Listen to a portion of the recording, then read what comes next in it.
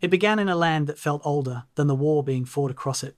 Lorraine, a stretch of rolling fields, grey skies, winding rivers, and towns built from stone that had weathered centuries of conflict. It was a place shaped by shifting borders and long memories, where every crossroads seemed to whisper the ghosts of wars long past. And in the late summer of 1944, as American forces surged eastward after breaking free of France, Lorraine waited, silent, watchful, uncertain. To the soldiers pushing toward its horizon, Lorraine looked deceptively gentle. Soft fields, quiet villages, roads lined with trees that bent under the weight of dust and wind. It didn't look dangerous. It looked like a place the war might simply pass through. But Lorraine had a way of betraying anyone who underestimated it. Beneath the calm surface lay terrain designed to slow armies. Marshlands swallowed trucks, rivers twisted into natural barriers, hills rose like stubborn shoulders blocking the advance.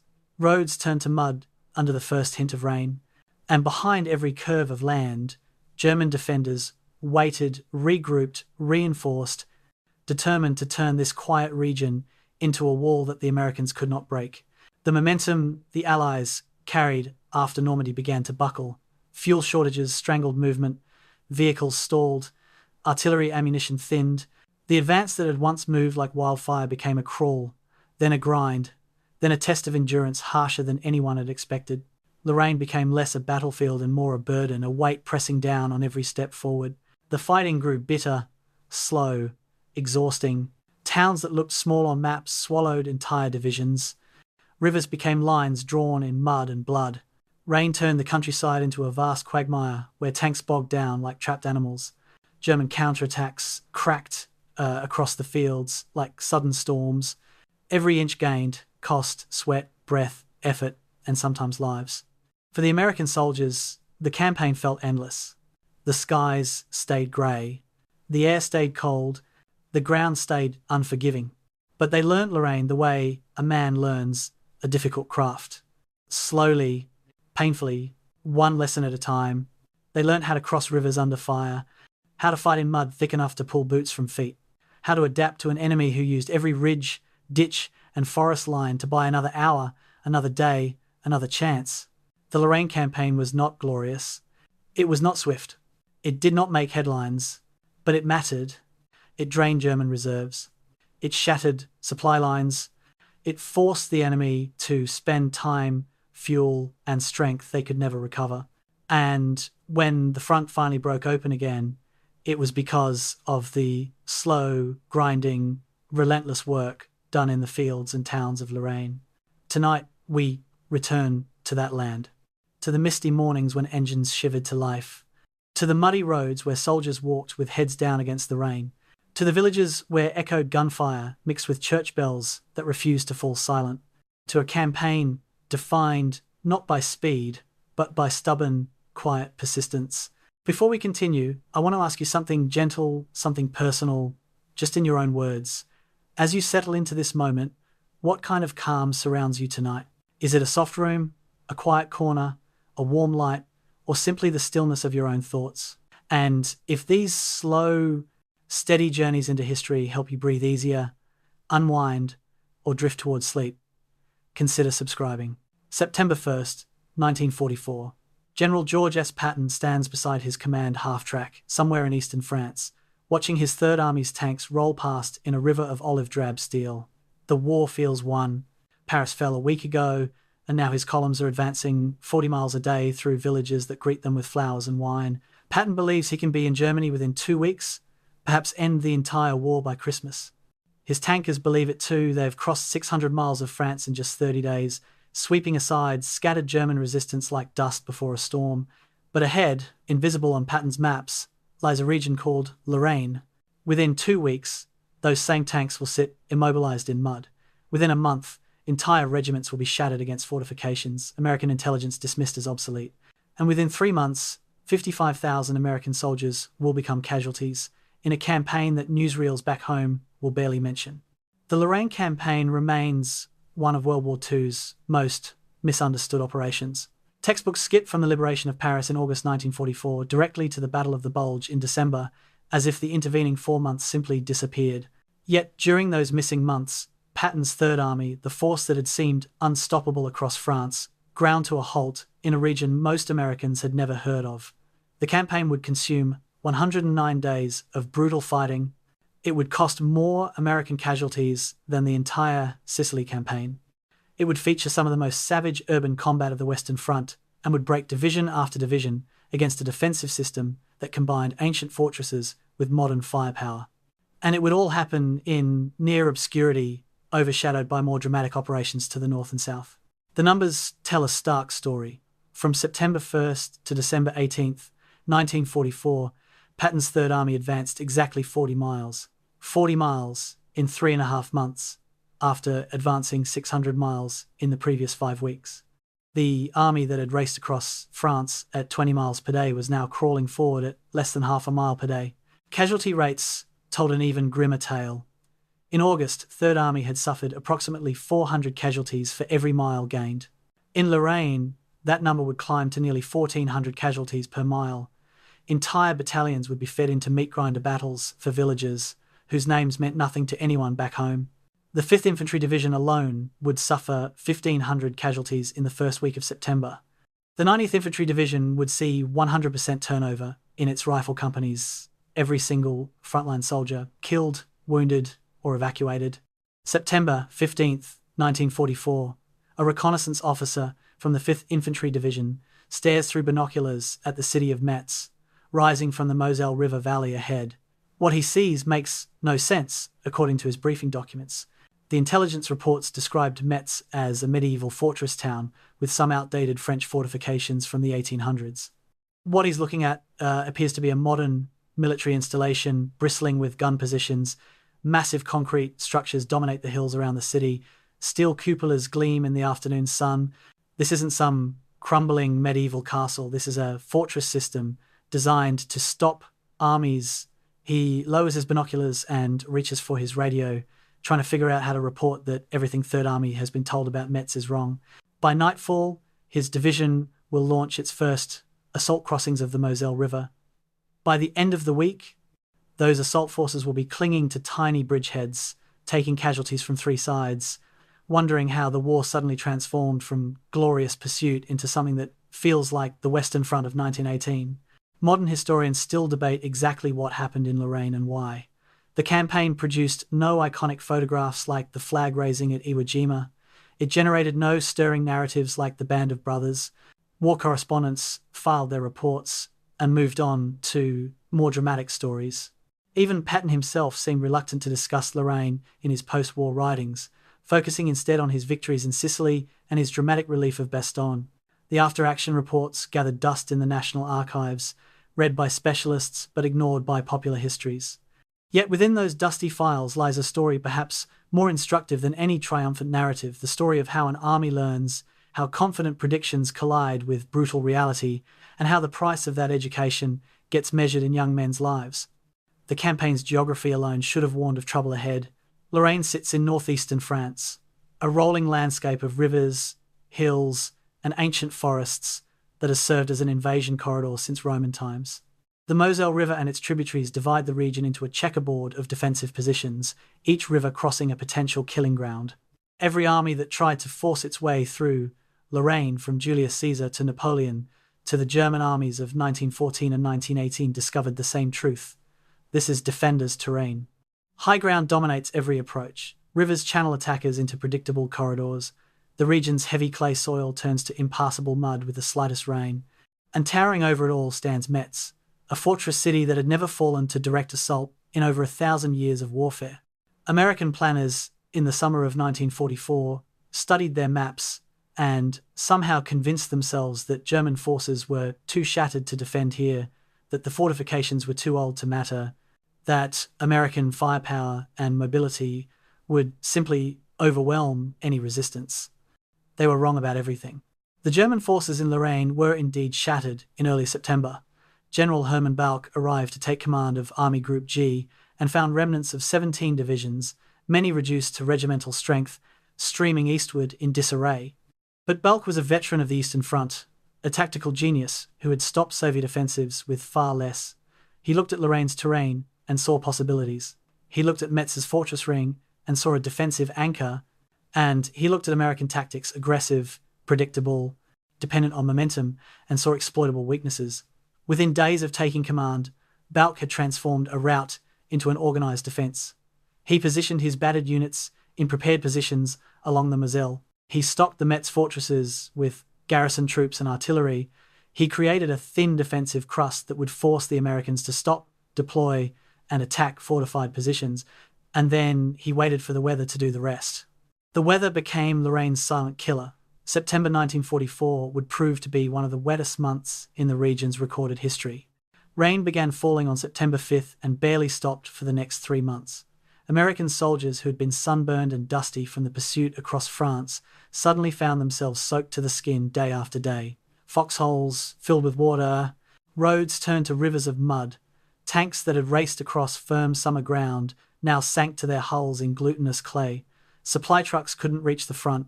Evacuation of wounded took hours instead of minutes. And the rain kept falling day after day, week after week, transforming Lorraine into a landscape that seemed designed to punish attackers.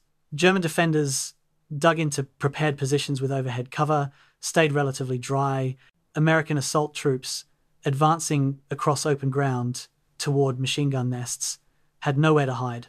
The 19th century military theorist Karl von Clausewitz wrote about friction in warfare, the countless small difficulties that separate plan from execution. Lorraine became a masterclass in friction, where everything that could go wrong did go wrong, where every advantage the Americans possessed seemed to evaporate in the cold autumn rain. October 1944 brought a terrible revelation. The campaign wasn't getting better. It was getting worse. Initial optimism that German resistance would collapse within days gave way to grim realization that every objective would have to be taken by frontal assault. Fort Driant, a supposedly obsolete fortress on the outskirts of Metz, absorbed 3,000 artillery shells and barely cracked. Infantry assaults on river crossings resulted in 70% casualties in attacking companies. Tank battalions lost vehicles to mud at rates higher than combat losses. Medical facilities were overwhelmed, treating trench foot soldiers whose wet feet had literally begun to rot inside their boots. Combat exhaustion cases multiplied as men who had fought continuously since Normandy simply broke under the accumulated strain. Division commanders who had been confident in September were pleading for reinforcements by October, and Patton, who had promised to be in Germany by fall, found himself bogged down in a region he'd planned to cross in 3 days.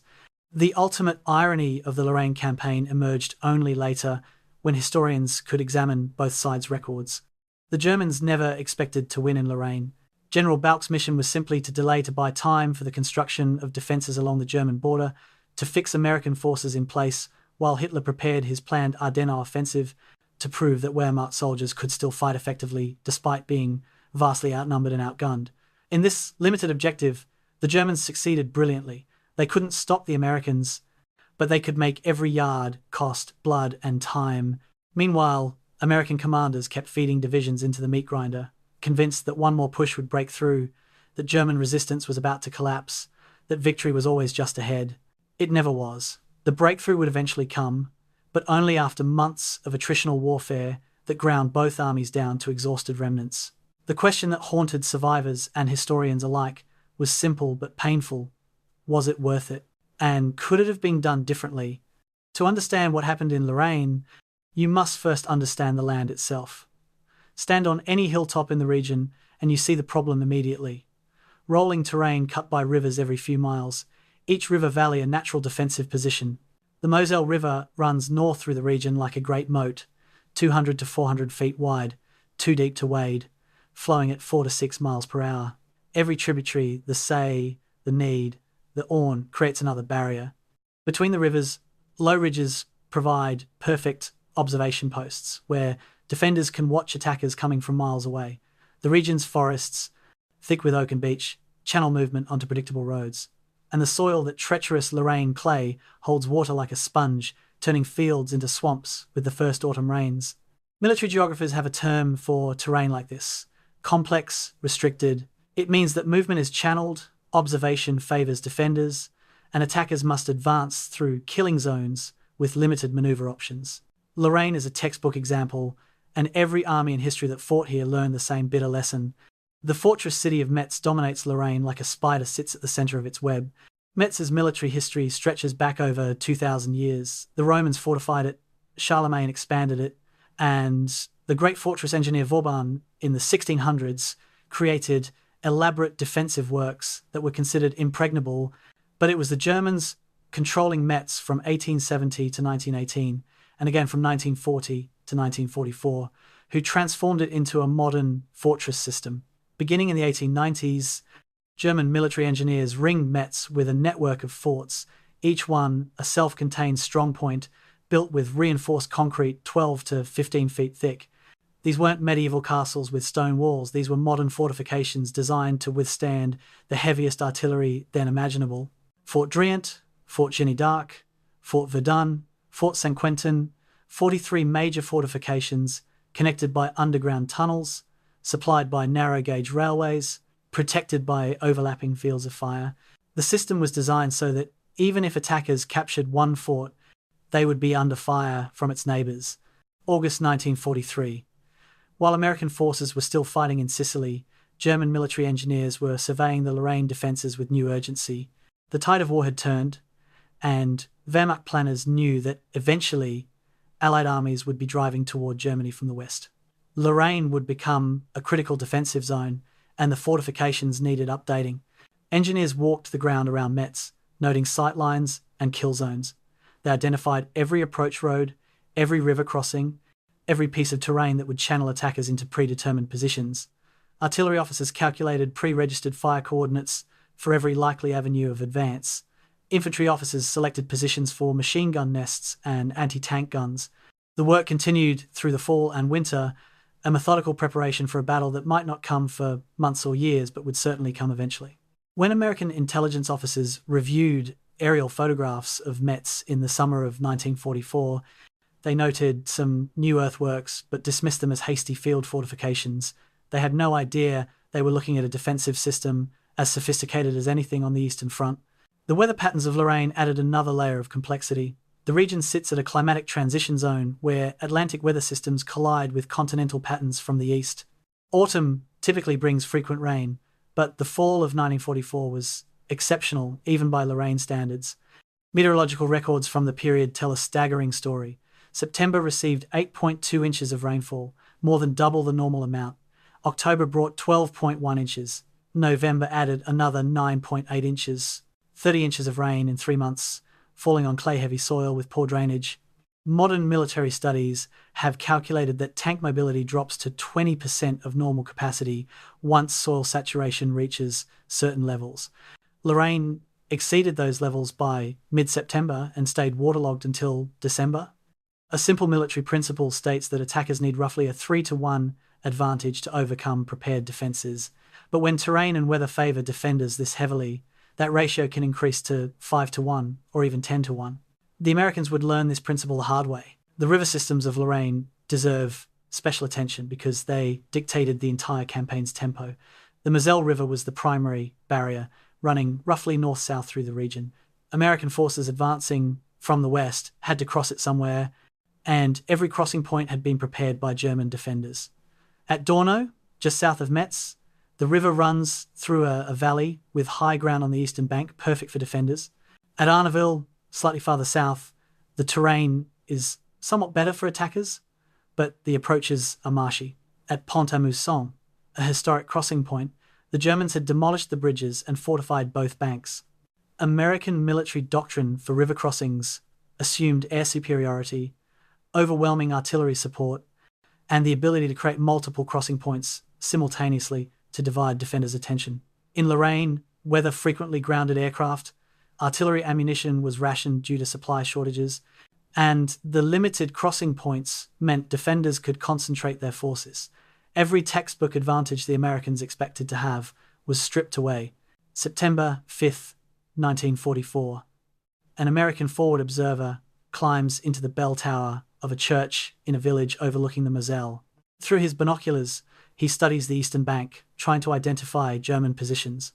What he sees troubles him deeply. The hills are dotted with what appear to be concrete bunkers. He can see communication trenches connecting positions. In the valley below, stakes have been driven into the riverbed at regular intervals, obstacles designed to tear apart assault boats. He counts at least 6 separate machine gun positions covering the likely crossing point. And those are just the ones he can see.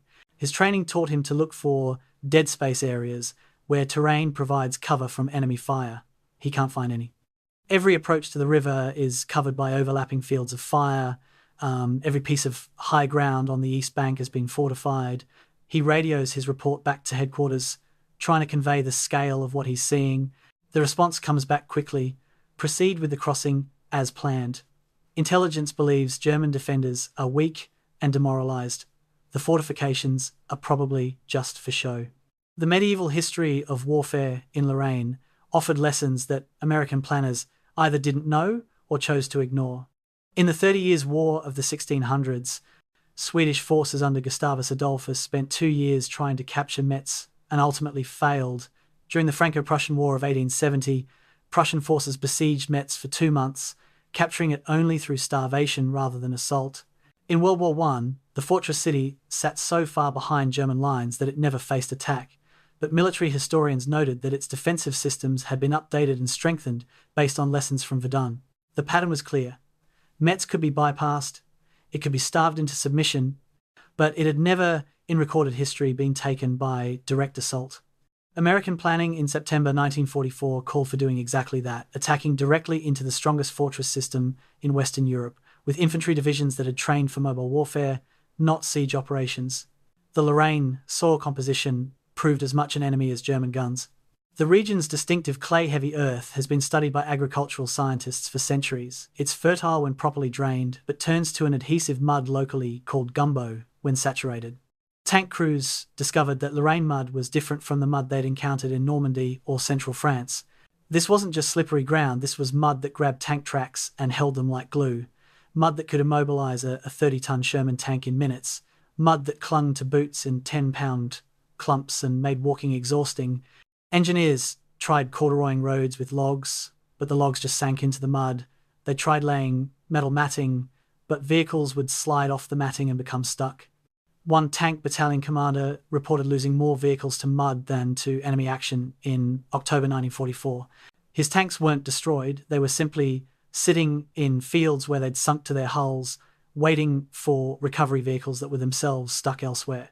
The combination of terrain, fortifications, weather, and soil created what military theorists call a wicked problem, a challenge where each attempted solution creates new complications. Try to bypass Metz and the fortress garrison can shell your supply lines.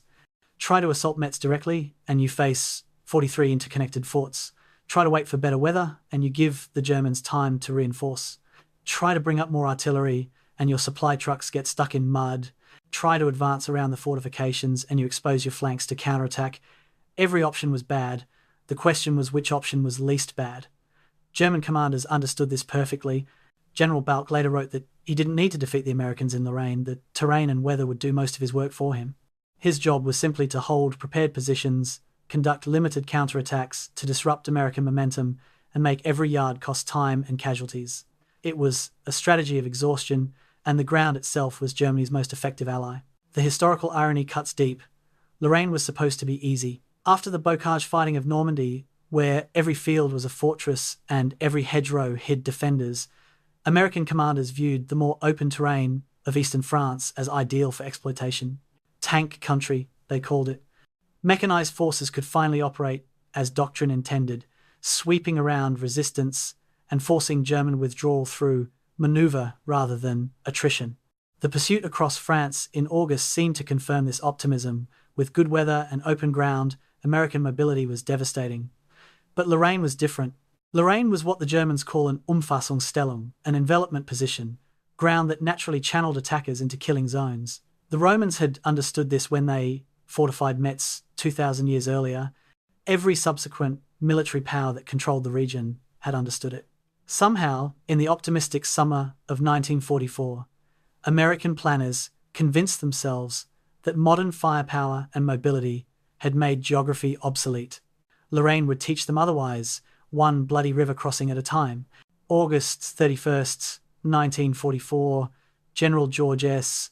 Patton sits in his command post in a requisitioned French chateau, poring over maps with the intensity of a man who believes he can see the future. His finger traces routes across the Rhine River into Germany, calculating distances and timeline. Third Army has just completed one of the most spectacular advances in military history, 600 miles in 30 days, from Normandy to the German border region. Paris was liberated a week ago. German forces appear to be in full retreat, and Patton is certain, absolutely certain, that if he can just get fuel and supplies, he can punch through the thinning German defences and end the war by Christmas. He drafts a message to his superior, General Omar Bradley, requesting priority for fuel deliveries. "Give me 400,000 gallons of gasoline, and I'll be in Germany in 2 days," he tells his staff. His operations officer, a more cautious man, points at the map. "Sir, what about Metz?" Patton waves the question away. "We'll bypass it. Rolling armour doesn't stop for medieval fortresses." The decision to prioritise speed over caution defined Patton's approach to warfare and made him simultaneously one of the war's most successful and most controversial commanders. His record spoke for itself: Sicily conquered in 38 days, Brittany overrun in 2 weeks, the pursuit across France, an unbroken string of victories. But that success had come in ideal conditions for Patton's aggressive style: scattered enemy resistance, good weather, firm ground, and sufficient fuel to maintain momentum.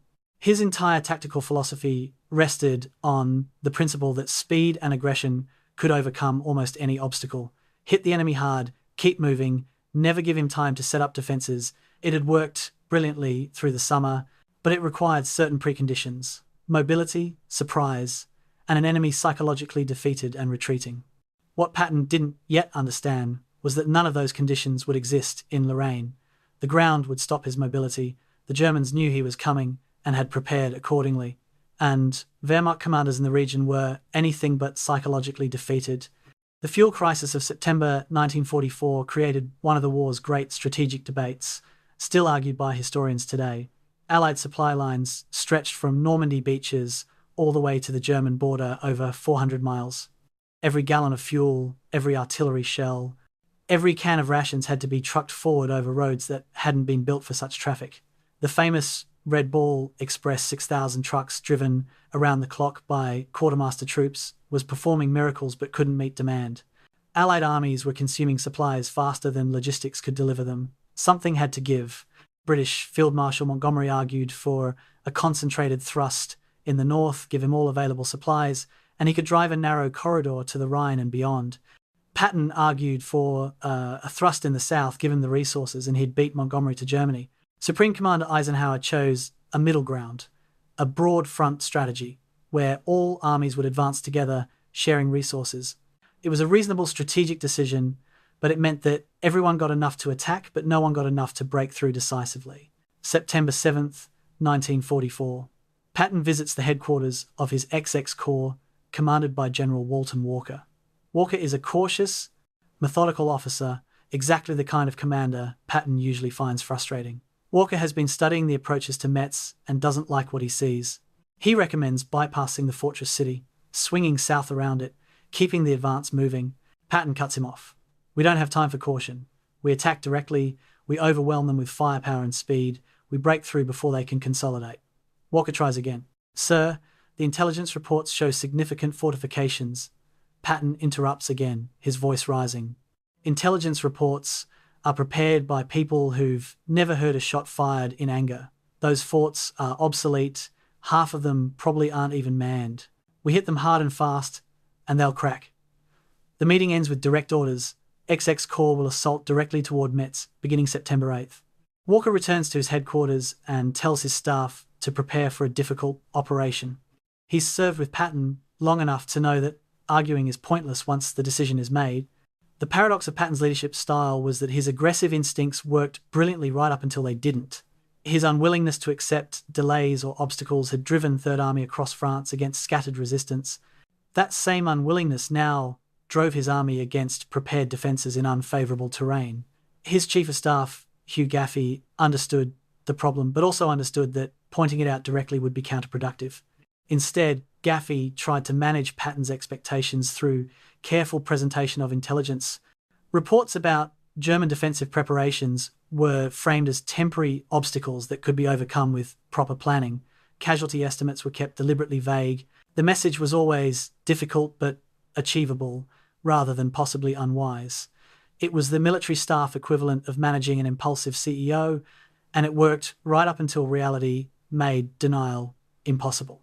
That moment would come in mid-September, when the first assault crossings of the Moselle produced casualty rates that couldn't be explained away. Behind Patton's aggressive timeline lay a more personal motivation that he rarely discussed openly. The summer of 1944 had been his redemption arc.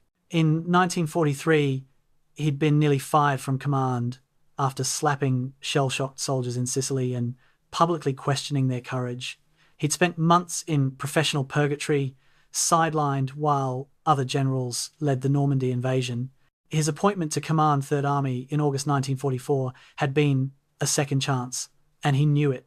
The spectacular advance across France restored his reputation and proved his theories of mobile warfare correct. But now, in September, he could feel that momentum slipping away. Supply shortages were being blamed on overextended advances, implicitly on his advance. Montgomery's market garden operation in the Netherlands was getting priority for resources. Patton was desperate to maintain his army's relevance, to prove that his route into Germany was viable, to avoid being sidelined again. That desperation influenced every decision he made in September, pushing him toward optimism rather than caution, toward attacking immediately rather than preparing methodically. September 12, 1944, Patton holds a press conference at his headquarters, invited war correspondents gathered to hear about Third Army's latest victories. He's at his theatrical best, ivory-handled pistols on his hips, delivering quotes he knows will play well in newspapers back home. The Germans are beaten, he declares. They're falling back to the Rhine, maybe beyond. Third Army is going to chase them all the way to Berlin if given the chance. A reporter asks about reports of stiffening resistance around Metz. Patton dismisses the question with characteristic bravado. Metz is a monument to ancient history. We'll roll right over it. Another reporter asks about the weather. Rain has been falling for several days. American soldiers can fight in any weather, Patton responds. A little rain won't slow us down. The correspondents file their stories, and newspapers across America trumpet Patton's confidence. But in his private diary that night, Patton writes something different. Resistance is stronger than expected. Supply situation critical. Must keep pressure up or risk losing momentum entirely. The public Patton and the private Patton were beginning to diverge. The relationship between Patton and his superiors, Bradley at 12th Army Group and Eisenhower at Supreme Headquarters, became increasingly strained as September wore on. Bradley sympathized with Patton's aggressive instincts, but was also responsible for balancing the needs of multiple armies. He couldn't give Patton everything he wanted without starving First Army to the north. Eisenhower maintained his broad front strategy despite pressure from both Montgomery and Patton to concentrate resources. The result was a compromise that satisfied no one. Third Army received enough supplies to attack, but not enough to break through decisively. This created the worst possible situation, committing forces to offensive operations without providing the resources necessary to achieve objectives quickly. Military historians have a term for this: reinforcing failure. You commit troops to an attack, the attack stalls, but instead of stopping and reassessing, you feed in more troops hoping to salvage the situation. By late September, that's exactly what was happening in Lorraine. Divisions were being committed piecemeal, each one expecting to be the final push that would break through, each one instead being absorbed into the grinding attrition. The human cost of Patton's optimism was measured in replacement soldiers flowing into Third Army through September and October. The pipeline was impressive, 12,000 replacement soldiers per week arriving from training centres in England and the United States. But these weren't the men who had trained together for years before D-Day. These were hastily trained individual replacements, many with only 12 weeks of basic training, being fed into veteran units as casualties mounted. They arrived confused and frightened, joining combat units that had been fighting continuously since Normandy. Veteran soldiers treated them with a mixture of sympathy and contempt. Sympathy because everyone remembered being new once, contempt because these new guys hadn't earned their place yet. The replacement system was efficient at maintaining unit strength on paper, but terrible at maintaining unit cohesion and effectiveness. A rifle company at full strength with 50% replacements was not the same as the company that had landed at Normandy, and everyone knew it except apparently the staff officers preparing rosy assessments of combat readiness. Looking back, the tragedy of Patton's September decisions becomes clear. He wasn't wrong that a window of opportunity existed. German forces were indeed shattered and retreating. A concentrated blow at the right point might have achieved dramatic results. But Patton misjudged which factors would prove decisive. He assumed that German morale was broken and that aggressive American attacks would cause immediate collapse. He underestimated how effectively skilled German commanders could use terrain and fortifications to multiply their combat power. He overestimated his own supply situation and his army's ability to maintain offensive operations indefinitely. Most critically, he confused tactical mobility, the ability to move quickly across open ground, with strategic mobility, the ability to sustain operations regardless of conditions. The race across France had been tactical mobility. Lorraine would require strategic mobility, and the Third Army didn't have it. By the time Patton recognized these mistakes, his army was already committed to a battle of attrition. It wasn't prepared to fight. The only question was how much the education would cost. September 4th, 1944. General Hermann Balck arrives at his new headquarters in eastern France to find chaos. He's been assigned command of Army Group G, responsible for defending the entire Lorraine-Alsace region, and the situation is catastrophic. 17 German divisions are in retreat, many reduced to regimental or even battalion strength. Equipment has been abandoned across southern France. Organization has collapsed. Many units don't even know where their neighboring formations are.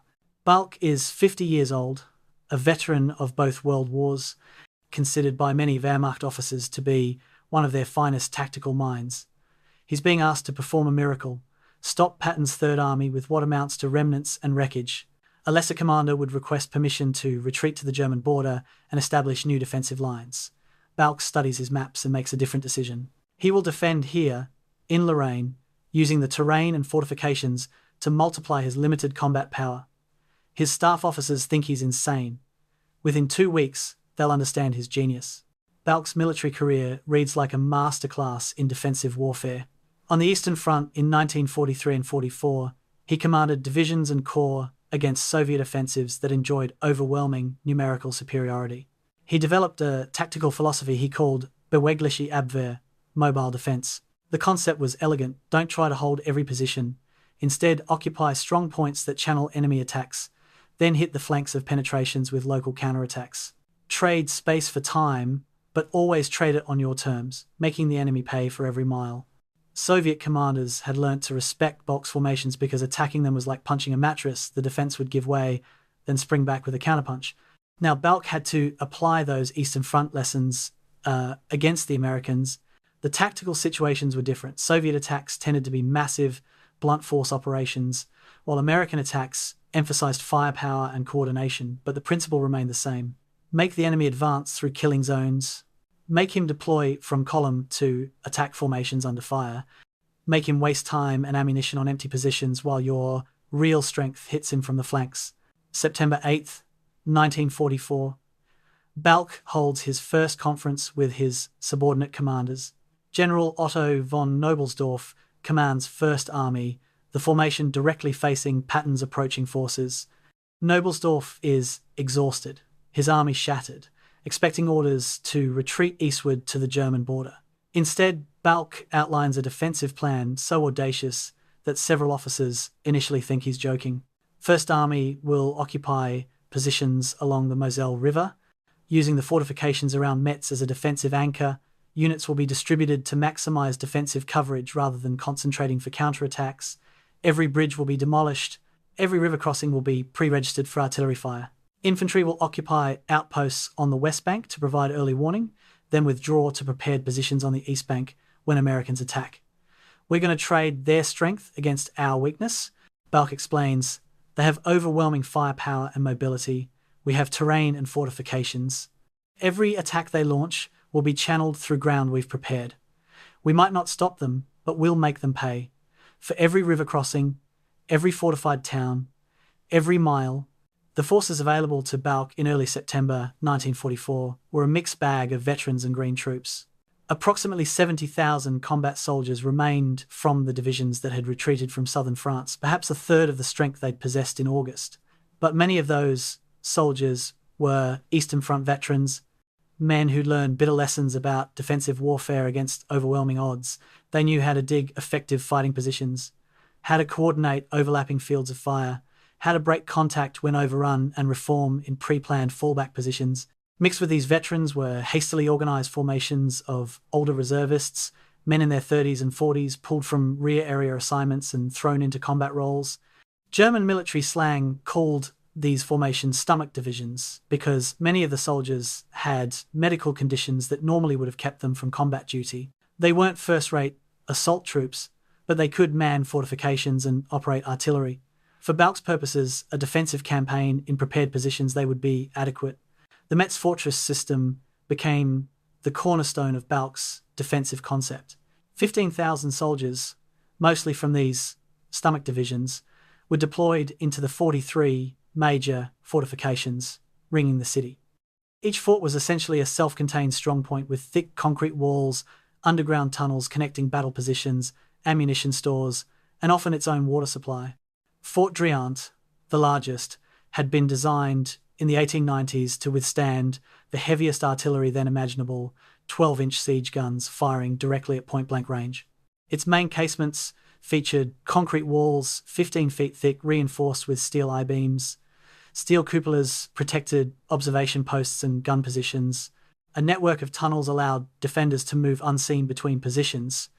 Even if Americans captured the fort's exterior, they would face room-to-room fighting in dark tunnels against defenders who knew every turn and dead end. Balk didn't expect the fortress troops to defeat American attacks. He expected them to delay those attacks for weeks, forcing the Americans to commit disproportionate forces and casualties to achieve limited objectives. September 10th, 1944, German artillery officers are working frantically to prepare defensive fire plans. They have perhaps 150 operational artillery pieces, mostly 75mm and 105mm guns, compared to over 600 American guns now moving into position. But they have one crucial advantage. They know exactly where the Americans must attack. River crossing sites are limited, approach routes are predictable. German observers on the high ground east of the Moselle can see American preparations from miles away. So the artillery officers prepare detailed fire plans, pre-registered coordinates for every likely assault beach, every assembly area, every likely position for American artillery. They calculate ammunition expenditures carefully with limited resupply. Every shell must count. The plan is to remain silent until American forces are completely committed to their attacks, then deliver massed fires at the most vulnerable moment.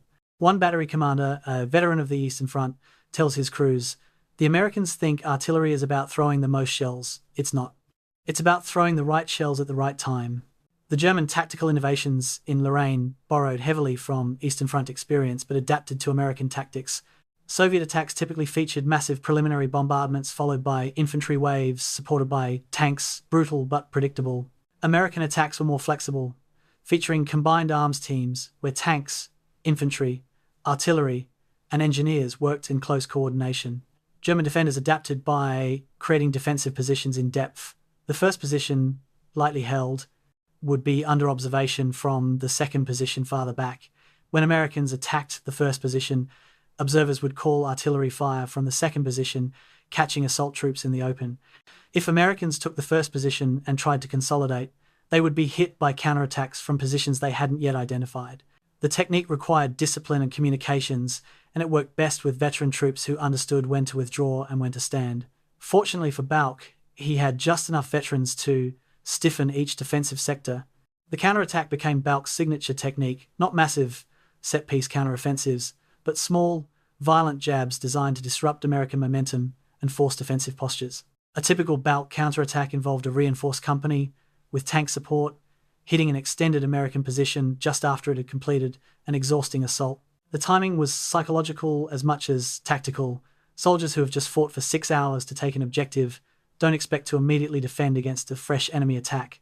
They're tired, disorganized, often haven't completed digging in yet. A sharp counterattack at that moment can cause panic and retreat far out of proportion to the attacking force's actual strength. Through September and October, German forces would launch dozens of these company and battalion-sized counterattacks. Most were eventually beaten back by American firepower, but each one caused casualties, consumed American ammunition, and most importantly, slowed offensive momentum. An American division that has to consolidate against counterattacks can't be advancing toward the next objective. The equipment situation for German forces in Lorraine was perpetually desperate yet somehow adequate. Tank strength fluctuated between 100 and 150 operational panzers, a mix of Panzer IVs and Panthers, with occasional Tiger tanks in specialized units. This represented perhaps 20% of American tank strength, but German tanks had technical advantages: better armor, more powerful guns, and in the case of Panthers and Tigers, near invulnerability to American 75mm tank guns at normal combat ranges. German doctrine emphasized using tanks defensively from prepared positions where their gunnery advantages were maximized.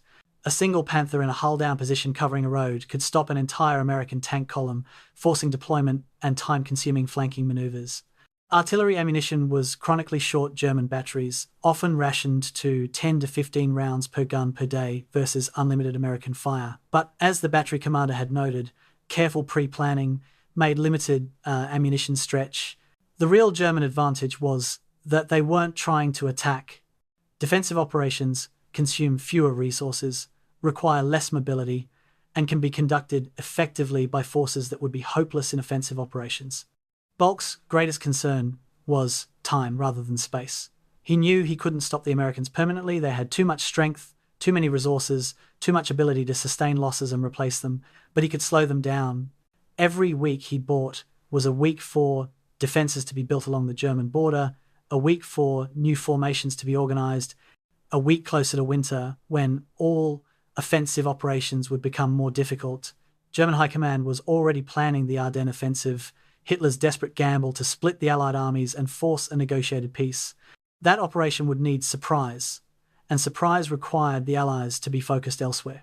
If Balck could tie down Patton's Third Army in Lorraine, force the Americans to commit their reserves to a grinding attritional battle, those forces wouldn't be available to respond to the coming offensive.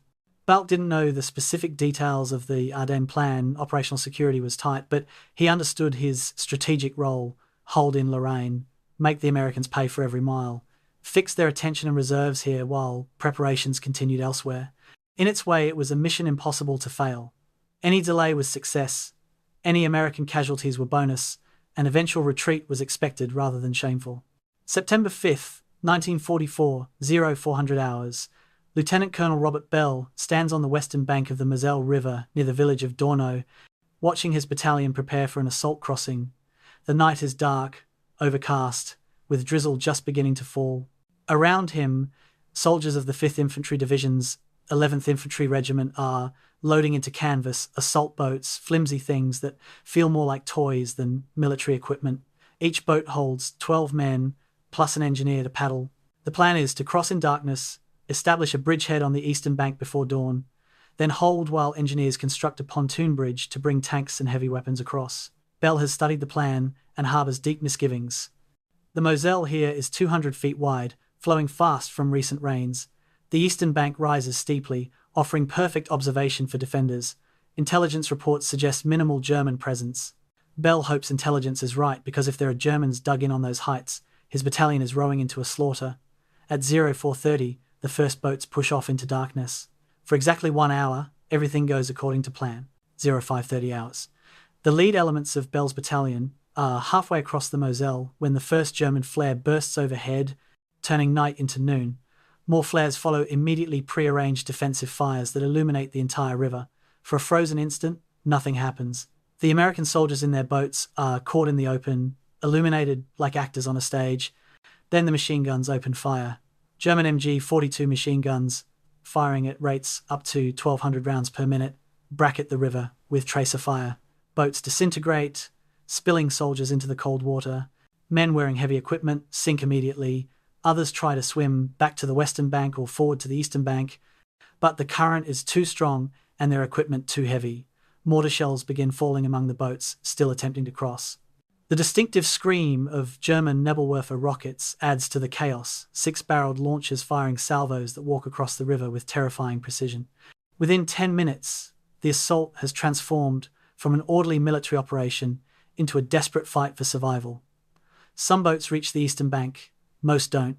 By 0800 hours, approximately 200 American soldiers have made it to the eastern shore and are clinging to a bridgehead, maybe 200 yards deep and 300 yards wide, a tiny toehold under fire from three sides. German positions on the heights pour automatic weapons fire into the perimeter. Any soldier who stands up is immediately shot. Any attempt to advance is met with pre-registered artillery fire. The Americans are trapped between the river and the German guns, unable to advance, unable to retreat, able only to dig deeper into the muddy ground and hope engineers can get a bridge across. But the engineers attempting to construct a pontoon bridge are under equally intense fire. Their bridge sections are large, obvious targets. German artillery observers on the heights can see everything. The first bridge attempt is destroyed by artillery fire before it's half completed. Engineers try again, working under smoke screens that provide partial concealment. The second bridge is destroyed by direct hits. A third attempt begins in late morning. It too is destroyed. By afternoon, it's clear the bridgehead cannot be reinforced. The question becomes whether it can even be held. September 8th, 1944, the Dornot bridgehead has been under continuous fire for 72 hours. The original 200 men have been reinforced with desperate crossings in darkness, bringing strength up to perhaps 400, but casualties have been devastating. Wounded men cannot be evacuated. Any boat attempting to recross is riddled with fire. Medical supplies are exhausted. Food and ammunition are critically low. The soldiers have dug themselves into the muddy riverbank like animals seeking shelter. Shell-shock cases are mounting. Some men are simply staring into space, unresponsive. Company commanders report that their men are at the breaking point, yet orders from division headquarters are to hold. 3rd Army Commander Patton has personally ordered that the bridgehead be maintained at all costs. It represents the only American foothold across the Moselle in the entire XX Corps sector. Abandoning it would mean starting over.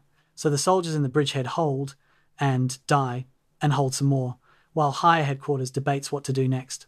The tactical failure at Dornot exposed fundamental flaws in American river crossing doctrine. The standard procedure, developed in training and tested in exercises, assumed that assault troops could cross under cover of darkness. Overwhelming artillery preparation would suppress defenders, and engineers could construct bridges within hours of the initial assault. At Dornot, every assumption proved false. Darkness provided concealment only until flares illuminated the river. Artillery preparation alerted the Germans to the crossing point and did minimal damage to well-dug defenders, and bridge construction proved impossible under observed fire from high ground. The doctrine had been written for rivers in relatively flat terrain, where attackers and defenders had similar observation. The Moselle Valley geography gave defenders commanding observation while channeling attackers into predictable crossing sites. It was a tactical nightmare, and nobody had prepared for it. The army that had trained to fight mobile warfare across France was being asked to conduct opposed river crossings against prepared defences, and it didn't have the skills or equipment for the mission. The equipment failures at Dornot were as significant as the tactical failures. The canvas assault boats, designed for calm water, proved inadequate for the Moselle's current and width. They were slow, unstable, and offered no protection against even rifle fire. Life jackets were ill-fitting and insufficient. Many soldiers drowned simply because their equipment was too heavy to swim in. Radios were not waterproof and failed when splashed or submerged, cutting off communication between the assault force and supporting elements. Smoke generators provided concealment but were quickly dispersed by wind. The specialized equipment needed for opposed crossings, armored assault boats, amphibious vehicles, heavy smoke-laying equipment, simply wasn't available in sufficient quantities. 3rd Army had been equipped and supplied for pursuit warfare, not for forcing rivers against opposition. Now that pursuit had stalled, the army found itself attempting complex operations with inadequate tools. September 13th, 1944. After 8 days of desperate fighting, orders finally come to evacuate the Dornot bridgehead. The withdrawal is conducted at night, with boats moving under covering fire from the western bank. German forces, recognizing what's happening, increase their fire. Some boats are sunk during the evacuation. Some wounded men, too seriously hurt to move, are left behind with medical personnel who volunteer to stay and surrender. The survivors who make it back to the western bank are hollow-eyed and trembling. A lieutenant who crossed with 193 men returns with 71. The battalion that assaulted on September 5th has lost 1,500 men killed, wounded, or missing almost half its strength for a bridgehead that was ultimately abandoned. News of the Dornot disaster spreads through 5th Infantry Division, then through XX Corps. The optimism of early September The confidence that German resistance would quickly crumble evaporates. Officers and soldiers alike realize they're in for something very different from the pursuit across France. This is going to be a long, hard fight. The tactical lessons from Dornot were being learned simultaneously at other crossing sites along the Moselle. At Arneville, 10th Infantry Regiment suffered similar casualties, establishing a bridgehead that was nearly destroyed by German counterattacks. At Pont-à-Mousson, assault troops managed to cross, but engineers lost 4 bridges to German artillery before finally completing one under heavy fire. The pattern was consistent. American forces could get troops across the Moselle, but holding and exploiting bridgeheads required casualties completely disproportionate to the ground gained.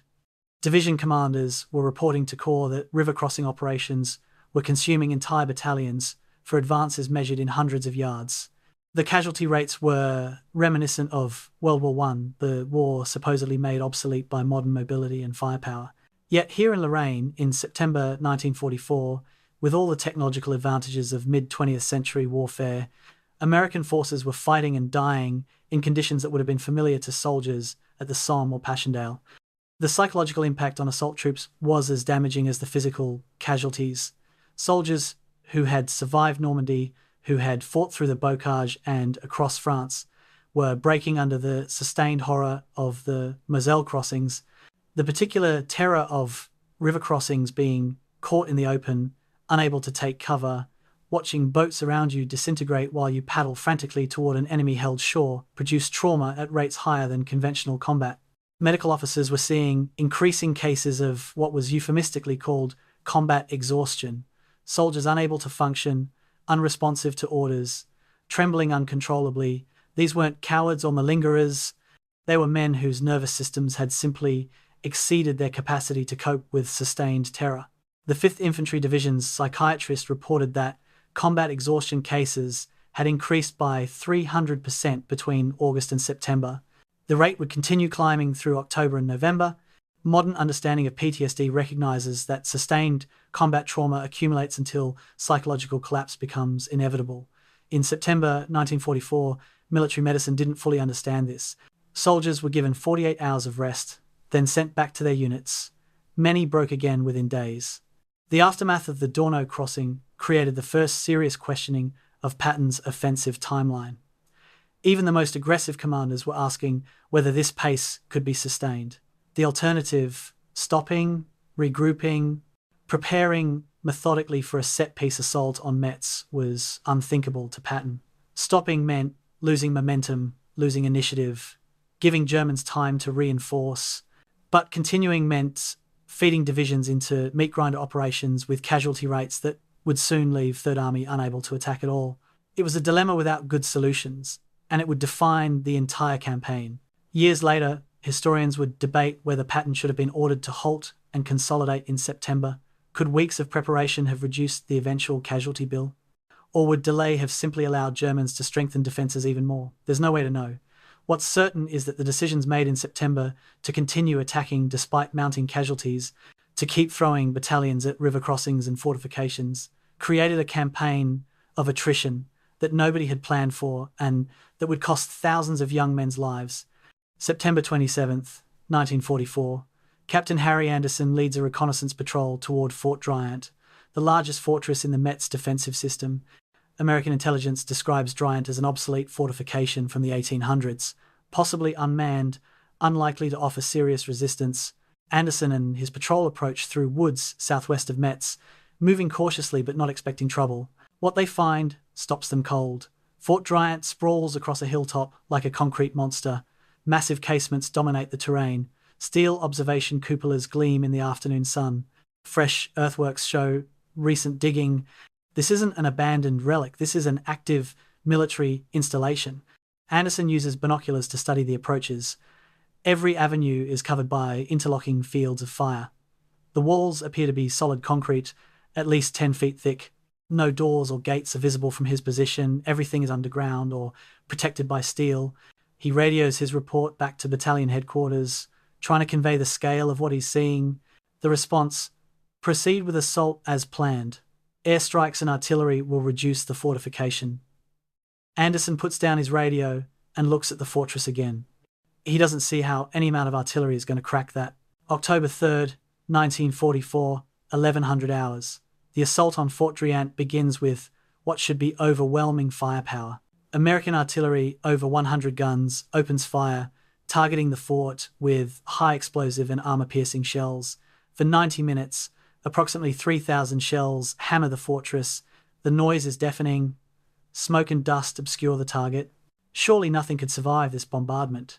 Surely the concrete will crack, the defenders will be stunned, the fort will be ready for infantry assault. At 12:30 hours, the artillery lifts and P-47 fighter bombers sweep in, dropping 500-pound bombs directly on the casements. Explosions walk across the hilltop. Then the planes depart, and suddenly it's quiet. Infantry officers study the fort through binoculars, looking for damage. What they see is impossible. The fort looks exactly the same. Smoke is clearing to reveal concrete that appears barely scratched. The steel cupolas are intact. There's no sign that 3,000 artillery shells and dozens of bombs have had any effect whatsoever. An infantry company commander radios to battalion. "Are we sure about this? That fort looks fine." The reply: "Proceed with assault."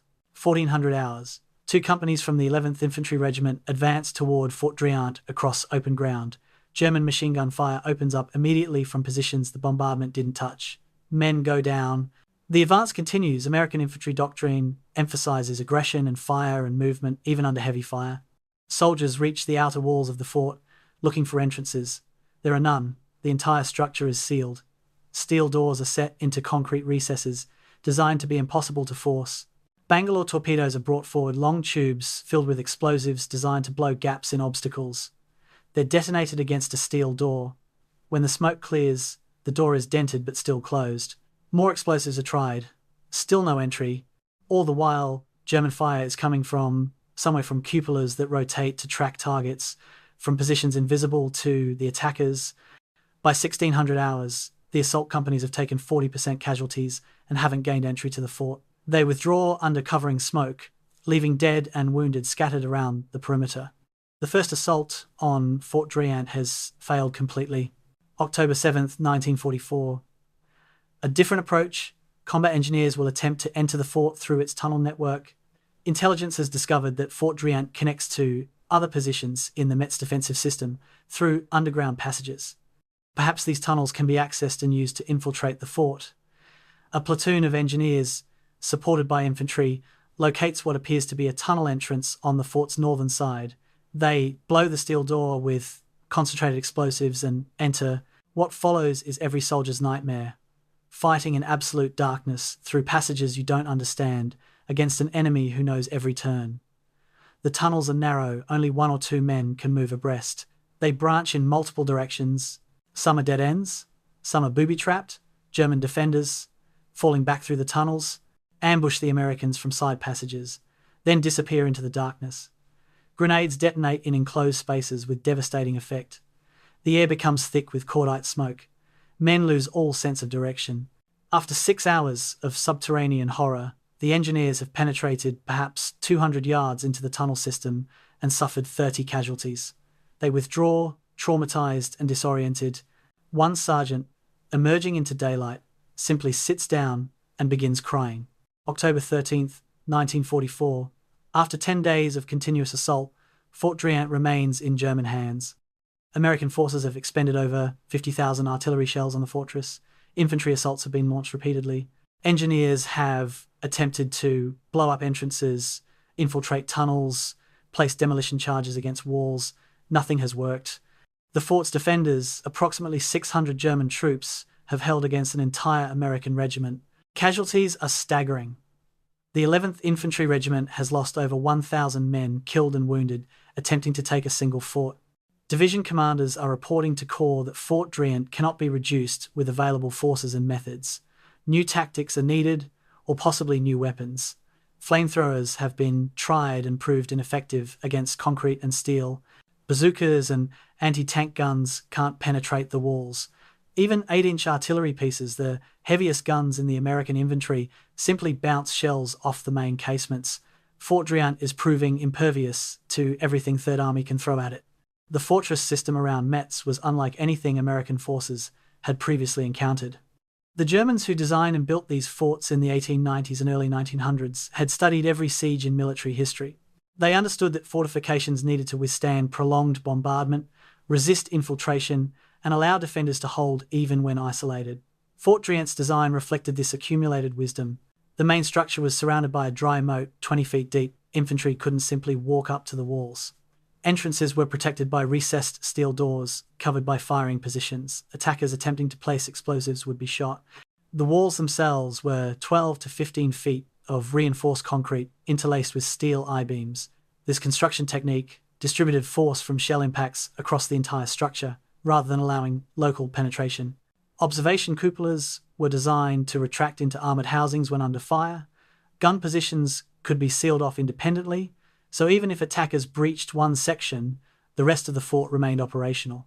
Underground, the tunnel network allowed defenders to move unseen between positions, concentrate against penetrations, and maintain communications even under bombardment. It was a complete defensive system, and American doctrine had no answer for it. The psychological effect of Fort Driant on Third Army cannot be overstated. This was the force that had conquered Sicily, broken out of Normandy, liberated Paris, and raced 600 miles across France. And now a single fortress, one fort among 43 in the Metz system, was stopping an entire regiment. Soldiers began referring to Driant as the fort that wouldn't fall, with a mixture of awe and dread. What did it mean if one fort could do this? How could 43 such forts ever be captured? The confident assumption that modern firepower made fortifications obsolete was shattered against Driant's concrete walls. Officers who had dismissed medieval fortresses as irrelevant were forced to confront the reality that 19th century German military engineers had built something that 20th century American firepower couldn't crack. It was a humbling revelation, and it forced a fundamental reassessment of the entire Metz operation. Perhaps the forts couldn't be assaulted directly, perhaps they needed to be besieged, starved, isolated rather than attacked. But siege warfare takes time, months, potentially, and Patton didn't have months. He needed breakthrough, and breakthrough required getting past these forts somehow. October 14th, 1944, Patton visits XX Corps headquarters to discuss the Fort Driant situation. Corps Commander General Walton Walker presents the grim statistics. 1,000 casualties, minimal progress, no clear path to success. Walker recommends suspending the assault and bypassing the fortress. Patton's response is immediate and angry. "I will not leave any goddamn fortress behind my lines. Fort Driant will be taken." Walker tries again. "Sir, we've tried everything. We need specialized equipment, probably flame-throwing tanks or massive demolition charges. Without them," Patton cuts him off. "Then get the specialized equipment. But that fort will fall. I don't care how long it takes or what it costs." The meeting ends tensely. Walker returns to his headquarters and issues orders for one more assault, scheduled for October 16th. But privately, he tells his staff to prepare plans for bypassing Metz entirely. He's beginning to suspect that Patton's fixation on reducing the fortresses is costing the offensive its momentum. By late October, that suspicion will harden into certainty. The final assault on Fort Driant in mid-October committed an entire battalion to capturing 50% of the fort's perimeter, not the entire fort, just half of its outer defenses. Even this limited objective proved too costly. After 3 days of fighting that left the battalion combat ineffective, orders came down from 3rd Army headquarters: suspend offensive operations against Fort Driant. It was the first major objective Patton had been forced to abandon since taking command of 3rd Army. The fortress would remain in German hands until late November, when the garrison finally surrendered after American forces bypassed Metz entirely and cut off the city from resupply. In retrospect, the entire Fort Driant operation, October 3rd through October 16th, achieved nothing except casualties. The fortress didn't need to be taken because it could be isolated, but that realization came only after 1,000 men had been killed or wounded attempting the impossible. The lessons learned at Fort Driant would eventually reshape American tactics for reducing fortifications. Specialized equipment would be developed and deployed, infantry would be trained in fortress assault techniques, but those lessons came too late for the men who paid for them with their lives in October 1944. The story of Fort Driant became legendary within 3rd Army, passed from unit to unit as both warning and grim joke. "Don't volunteer for Fort Driant" became shorthand for any obviously suicidal mission. Veterans who had survived the assault wore their experience as a badge of honor. They'd fought in one of the worst battles of the campaign and lived to tell about it, but they rarely told about it. Decades later, when historians interviewed survivors, many refused to discuss Fort Driant. The memories were too painful, the losses too senseless. One veteran asked about his experience assaulting the fort, simply replied, "We weren't ready for that. Nobody prepared us for that." And a lot of good men died because of it. That epitaph could serve for much of the Lorraine Campaign, good men dying because doctrine, training, and equipment didn't match the reality they faced. Fort Driant was just the most obvious example, the place where American limitations were exposed most starkly. But similar stories were playing out across the entire front, at every river crossing, in every fortified town, wherever German defences met American attacks in terrain that favoured defence. The campaign was teaching lessons, but the tuition was measured in thousands of casualties. October 1st, 1944. Private First Class James Hendricks wakes in his foxhole to find himself lying in 6 inches of water. Rain has been falling for 3 days straight, and the clay soil of Lorraine cannot absorb any more. His foxhole, carefully dug the previous afternoon, has become a muddy pool. His uniform is soaked through. His feet are numb inside boots that haven't been dry since mid-September. Around him, an entire company of the 90th Infantry Division is stirring in similar misery. Breakfast is cold, rations eaten, standing in mud, because sitting means getting even wetter. Hendricks is 19 years old, from Iowa, and joined the Army fresh out of high school. He landed at Utah Beach in June and has fought continuously since then. Until September, he thought he understood what war was, but this grinding misery without any sense of progress or purpose is something different. This isn't war, this is just suffering. The rain keeps falling. Orders come down, prepare to attack at 1400 hours. The objective is a village 3 miles away. Hendricks and his buddies look at each other. 3 miles through this mud will take all day. If they take the village, they'll spend tomorrow defending it. If they lose the village, they'll attack again the next day. And all of it will happen in the rain, in the mud, in this grey hell that used to be France. The weather in October 1944 broke records that had stood for decades. Meteorological stations across Lorraine recorded only 3 days without rain for the entire month. Average daily temperatures ranged from 35 to 45 degrees Fahrenheit, cold enough to make wet clothes potentially fatal, not cold enough to freeze the ground and make it passable. Total precipitation for October was 12.1 inches, nearly triple the normal amount. The rain wasn't dramatic, no thunderstorms or cloudbursts, just steady, relentless rain that fell day after day after day. It created conditions that military planners had never seriously considered because they seemed too unlikely. Ground became completely saturated, rivers overflowed their banks, roads designed for civilian traffic dissolved under the weight of military vehicles, fields became impassable, and the tactical tempo of operations slowed to a crawl as everything, movement, supply, communication, even basic survival, became exponentially harder in the mud. October 15th, 1944. A medical evacuation station behind 3rd Army's lines is treating more non-battle casualties than combat wounded. The primary diagnosis? Trench foot. The condition occurs when feet remain cold and wet for extended periods, blood circulation decreases, tissue begins to die, and if untreated, gangrene sets in, requiring amputation. Soldiers in October 1944 are developing trench foot at epidemic rates because their feet literally never dry. Combat units rotate to the front lines and stay there for days or weeks, living in flooded foxholes, walking through mud, with no opportunity to change socks or dry their boots. Medical officers recognize the problem and issue directives about foot care: change socks daily, dry feet whenever possible, rotate troops to rear areas regularly. But these directives are impossible to implement. There are no dry socks available at the front, no opportunity to dry feet exists when you're in a combat zone under fire, and troops can't be rotated because there aren't enough units to maintain continuous front lines if anyone is pulled back. So trench foot cases multiply. In XX Corps alone, over 5,000 men are evacuated with trench foot in October. That's the equivalent of losing an entire infantry regiment without the enemy firing a shot. October 20th, 1944, a tank battalion commander stands beside one of his immobilized Shermans, staring at 30 tons of steel sunk up to its turret in mud.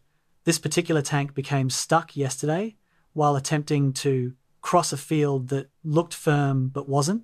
Recovery efforts have only made things worse. The recovery vehicle became stuck, attempting to pull out the tank. Now both vehicles sit in the field, immobile, waiting for a heavier recovery vehicle that is itself stuck somewhere else. Across Third Army, hundreds of similar scenes are playing out. Tanks designed for mobility are becoming pillboxes, sitting wherever they broke down or got stuck, providing static fire support because they can't move. Maintenance crews are working around the clock, but they're fighting a losing battle. For every tank they recover and repair, 2 more become casualties to mud. The statistics tell a grim story. Third Army loses over 300 tanks and vehicles to mud-related incidents in October, more than were lost to enemy action. Mobility, the fundamental advantage American armor possessed, has been neutralized by 6 inches of liquid clay. The supply crisis reached critical levels in late October. Everything Third Army needed, ammunition, fuel, food, medical supplies, winter clothing, spare parts had to be trucked forward from supply dumps hundreds of miles in the rear. But the trucks couldn't move. Roads that had carried civilian traffic for generations were collapsing under the weight of military trucks driving in convoy 24 hours a day. Detours around destroyed bridges became impassable. Temporary roads built by engineers washed out in the rain.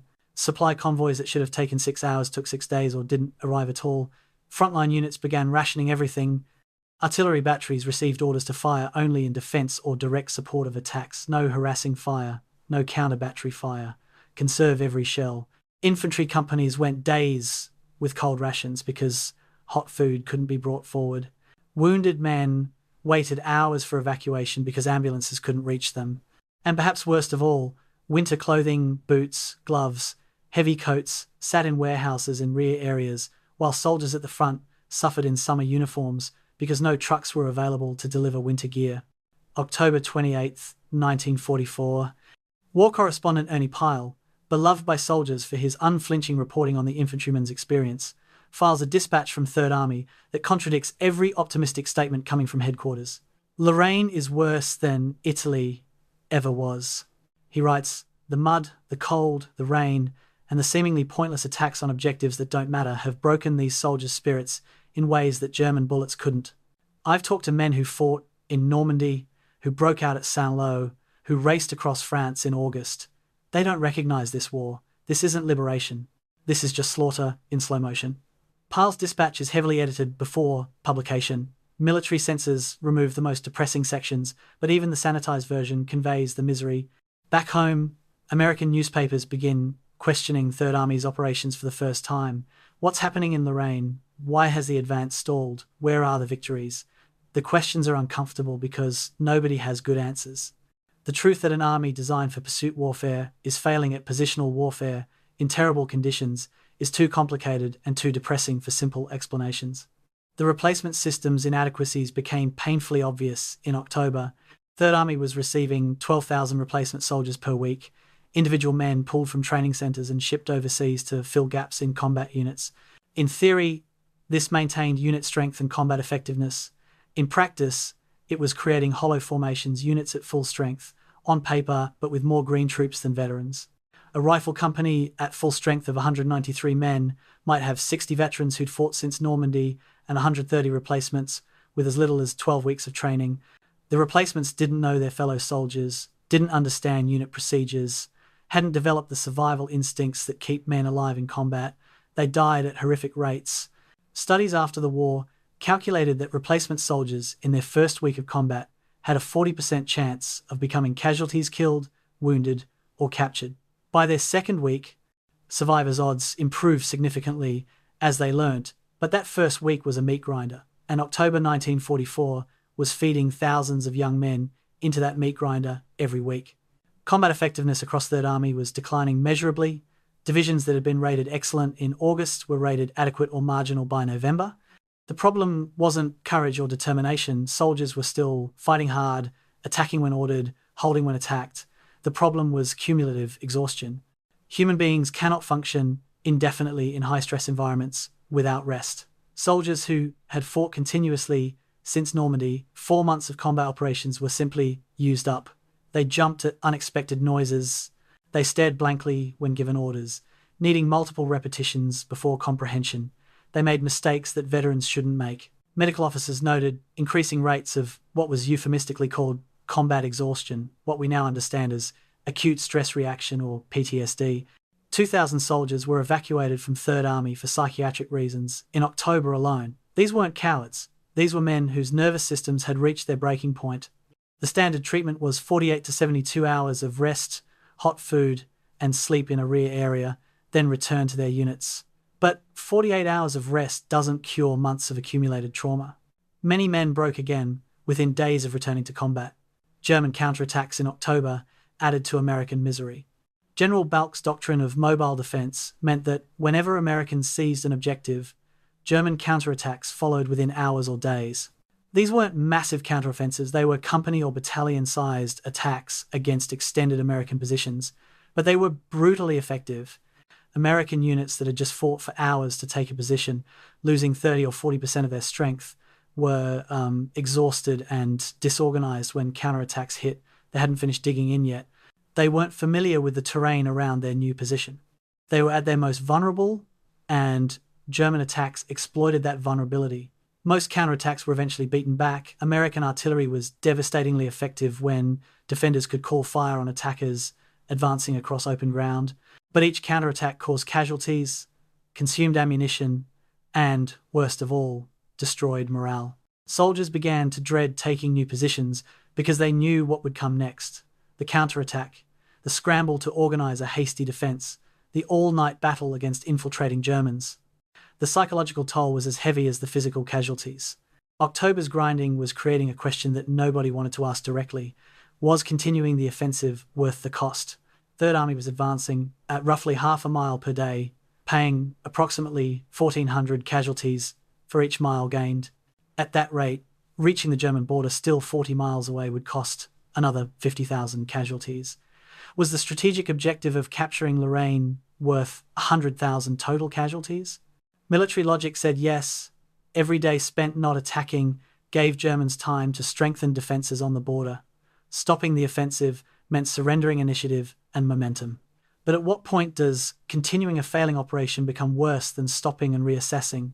Patton argued vehemently that stopping meant failure, that breakthrough was always just one more attack away. His corps commanders were less certain. Division commanders, watching their units bleed out in the mud, were privately questioning the entire strategy. But in military hierarchies, subordinates don't overrule superiors. So the offensive continued, village by village, casualty by casualty, through all of October and into November, grinding men down in a campaign that seemed to have no end in sight. September 16th, 1944, a convoy of 40 Red Ball Express trucks pulls into a Third Army supply dump near Châlons-en-Champagne, 600 miles from the Normandy beaches where this journey began. The trucks should be laden with ammunition, fuel, and rations. Most arrive nearly empty. The problem is simple physics. These trucks have driven 600 miles, consuming their cargo of fuel during the journey. What fuel remains must get them back to the coast for another load. The net delivery payload delivered minus fuel consumed in delivery is approaching zero. The supply officers accepting the delivery try to calculate whether continuing these runs even makes sense. One officer does the math on a notepad. Truck convoy consumes 2,000 gallons to deliver 3,000 gallons. At current distances, Red Ball is barely achieving 50% efficiency, and Third Army is now even farther forward. As distances increase, efficiency will drop further. Eventually, maybe next week, maybe the week after, the Red Ball Express will be consuming more fuel than it delivers. And when that happens, Third Army's offensive stops cold, regardless of German resistance. The logistical miracle of the Red Ball Express had sustained Third Army's pursuit across France in August and early September. 6,000 trucks driven by 23,000 men, mostly African-American drivers from quartermaster companies, operated in continuous relays from Normandy to the front. At peak efficiency in late August, Red Ball delivered 12,500 tons of supplies per day, but by mid-September, delivery rates had fallen to 7,000 tons per day, even as demand increased. The problem was distance. Every mile forward the Army advanced added 2 miles to supply trucks round trip. Fuel consumed in delivery increased exponentially. Maintenance requirements skyrocketed. Trucks designed for occasional use were being driven 24 hours a day over roads never meant for such traffic. Breakdown rates climbed above 30%, and there was no reserve capacity. Every available truck was already committed. When Third Army needed more supply, there simply weren't more trucks to provide it. The port situation explained much of the supply crisis. Allied forces in September 1944 were still dependent on Normandy beaches and the port of Cherbourg for the vast majority of supplies. Cherbourg had been captured in late June but was extensively damaged by German demolitions. Engineers had repaired it to roughly 40% of capacity, about 10,000 tons per day instead of the designed 25,000. The Normandy beaches were functioning but vulnerable to weather and increasingly far from the front. The great port of Antwerp in Belgium had been captured largely intact in early September, but couldn't be used because German forces still controlled the Scheldt estuary leading to it. Antwerp wouldn't become operational until late November, and by then the critical months of the campaign would be over. The port of Marseille in southern France was operational but supported the 7th Army, advancing up the Rhone Valley, not 3rd Army in Lorraine. So 3rd Army, the most aggressive and farthest advancing Allied formation, depended on the most overtaxed and distant supply lines. It was a recipe for crisis. October 5th, 1944, an ammunition supply meeting at 3rd Army headquarters reveals the scale of the crisis. Artillery battalions are reporting ammunition shortages across the board. The standard allotment is 8 tons of ammunition per gun per day, enough for sustained bombardments and continuous fire support. Artillery units in Lorraine are receiving 2 to 3 tons per gun per day, and sometimes less. Division artillery officers are implementing strict fire discipline, fire only in direct support of infantry attacks, only at observed targets, no harassing fire, no counter-battery fire unless absolutely necessary, conserve every shell. The restrictions are operationally sound but tactically limiting. American doctrine emphasized using overwhelming firepower to suppress enemy defenses before infantry assault. Now infantry is being asked to assault positions that haven't been adequately bombarded because shells aren't available. Casualties increase as a direct result. Artillery officers know this and hate it, but there's no alternative. The shells simply aren't available. Supply officers explain that ammunition is sitting in Normandy waiting for trucks to move it forward. But the trucks are either stuck in mud, broken down, or busy moving fuel. The system is overloaded and failing. Fuel consumption by 3rd Army averaged 400,000 gallons per day. Gasoline for trucks and tanks, diesel for vehicles and generators.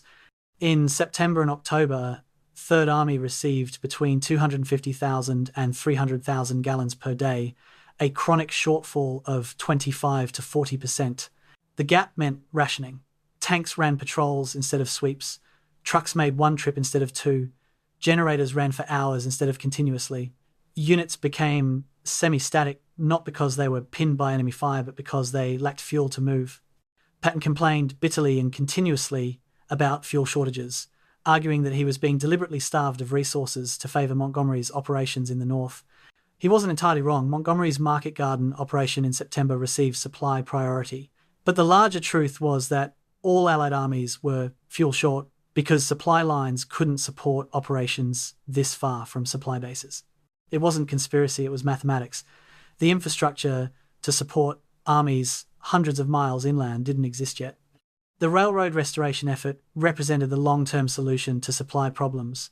But in October 1944, it was still months from completion. French railroads had been systematically destroyed by Allied bombing before D-Day, then further damaged by German demolitions during retreat. American and British railway engineer units were working frantically to restore the network, but the scale of destruction was overwhelming. Bridges had been dropped into rivers, tracks had been torn up, switching yards had been bombed, signal systems had been destroyed. Even when engineers repaired a section of track, they often discovered that locomotives and rolling stock weren't available. They'd been destroyed or carried off by retreating Germans. By late October, only about 20% of the French rail network was operational, and most of that was in rear areas far from the front. Until railroads could be restored to Lorraine, supply would depend on trucks, and trucks couldn't handle the load. Engineers estimated they needed 3 more months to restore rail service to Nancy and Metz. 3 months. The campaign couldn't wait 3 months. Winter equipment shortages created a humanitarian and operational crisis. American soldiers in October 1944 were still wearing the same uniforms issued for the Normandy invasion, designed for summer combat in temperate climate. They had light field jackets, standard boots, no insulated clothing. Winter gear existed, millions of sets of winter uniforms, insulated boots, gloves, and heavy coats were warehoused in England and in rear areas of France. But getting that gear to frontline troops required trucks, and trucks were busy moving ammunition and fuel. By November 1st, only 30% of Third Army had received winter boots. The other 70% were developing trench foot or worse, in boots never designed for constant immersion in cold water. Medical officers were screaming about the problem, warning that trench foot casualties would exceed combat casualties if winter clothing wasn't distributed immediately. Supply officers could only respond that they were doing everything possible, but with limited trucks, priorities had to be set. Ammunition came first, then fuel, then food. Winter clothing was fourth priority, which meant many soldiers would suffer through November in summer uniforms. The human cost was predictable and tragic. The comparative historical perspective makes the supply crisis more understandable, but no less frustrating. German forces advancing through France in 1940 had faced similar supply problems at similar distances from their start point. Their solution had been to slow down, allow supply lines to catch up, and resume offensive operations only when adequately supplied. The Germans reached the English Channel in 6 weeks, then spent weeks consolidating before attempting invasion of Britain. American forces in August 1944 advanced even faster than the Germans had. But unlike the Germans, American commanders were unwilling to pause for consolidation. The strategic logic was sound. The war might be won in late 1944 if pressure was maintained on a collapsing enemy. But that logic assumed the enemy was actually collapsing, and by October, it was clear the Germans were not collapsing in Lorraine. They were defending skillfully and effectively. Yet the offensive continued, supplied inadequately, because stopping meant admitting that the pursuit phase was over and the grinding phase had begun. Nobody wanted to make that admission. The maintenance crisis paralleled the supply crisis. American tanks and vehicles required constant maintenance, but spare parts were as short as ammunition. Tank companies in October were operating at 60 to 70% strength, not because of combat losses, but because tanks were deadlined, waiting for spare parts or repair. Recovery of damaged tanks took 2 to 3 weeks instead of days because recovery vehicles were overworked and repair facilities were overwhelmed. The Sherman tank, while reliable by mechanical standards, required regular maintenance track replacement every 1,000 miles, engine overhauls every 1,500 miles, constant attention to suspension and steering. In October's mud and continuous operations, maintenance schedules were impossible to maintain. Tanks ran until they broke, then sat waiting for repair. Crews became demoralized watching their vehicles deteriorate without ability to properly maintain them. By November, Third Army's tank strength on paper was 60% effective. 600 tanks listed on rolls, but only 360 operational at any given time. The other 240 were deadlined for maintenance, repair, or waiting for parts. American industrial might could replace the tanks eventually, but eventually didn't help Corps commanders planning tomorrow's attack. The grim mathematics of the supply situation came down to a simple conclusion. Third Army, as currently constituted, could not sustain offensive operations at current intensity indefinitely. Something had to give. Either the offensive tempo had to decrease, allowing supply to catch up, or supply had to dramatically increase through infrastructure improvements like restored railroads and reopened ports. The third option, continue current operations and accept declining combat effectiveness, was the de facto choice through October and November. It was arguably the worst option, committing troops to operations without adequate support, but it was the option chosen because the alternatives seemed worse. Stopping meant surrender of initiative. Waiting meant giving Germans time to strengthen defences. So Third Army continued attacking through October on short rations of ammunition, rationed fuel, inadequate winter clothing, and declining tank availability. The soldiers paid for these decisions with their lives and suffering, while staff officers at headquarters explained to their superiors why victory was taking longer than expected. The explanations always focused on German resistance and weather conditions. They rarely mentioned that Third Army was trying to fight a mechanized campaign on logistical infrastructure that couldn't support it. That truth was too uncomfortable to acknowledge. October 25th, 1944. Major Robert Bacon sits in a farmhouse behind the lines, surrounded by battalion and company commanders from the 90th Infantry Division. They're conducting what the Army calls an after-action review, analysing what went wrong in yesterday's failed attack on a fortified village. The mood is somber. The attack cost 130 casualties for zero gain. Bacon has diagrams spread across a table showing the approach routes, German defensive positions, where the attack stalled. "We're doing everything by the book," a company commander says, frustration in his voice. "Fire and movement, combined arms, everything we trained for, and we're getting slaughtered." Bacon studies the diagrams. The problem is becoming clear. American doctrine was written for attacking scattered defenders in fluid situations, not prepared defenses in depth. The book doesn't have answers for what they're facing. Then we write a new book, Bacon says. We figure out what works here, in this terrain, against these defenses, and we do it fast, because we're running out of men to learn with. The tactical innovation process in Lorraine was driven by junior officers and NCOs who recognized that doctrine wasn't working and adapted on their own initiative. Battalion commanders started organizing task forces, combined arms teams, where a tank company, an infantry company, and an engineer platoon operated as a single unit under unified command. This was a radical departure from standard procedure, where infantry divisions, tank battalions, and engineer battalions operated separately under division control. The task force concept allowed intimate cooperation. Tank commanders and infantry company commanders planned together, understood each other's capabilities and limitations, developed trust. Engineers were integrated from the beginning rather than attached at the last minute. The results were immediate and dramatic. A task force attacking a fortified village could coordinate tank fire, infantry assault, and engineer demolitions in real time, without waiting for requests to flow up and down the chain of command. Breakthroughs that took hours under standard doctrine took minutes with task forces. November 2nd, 1944.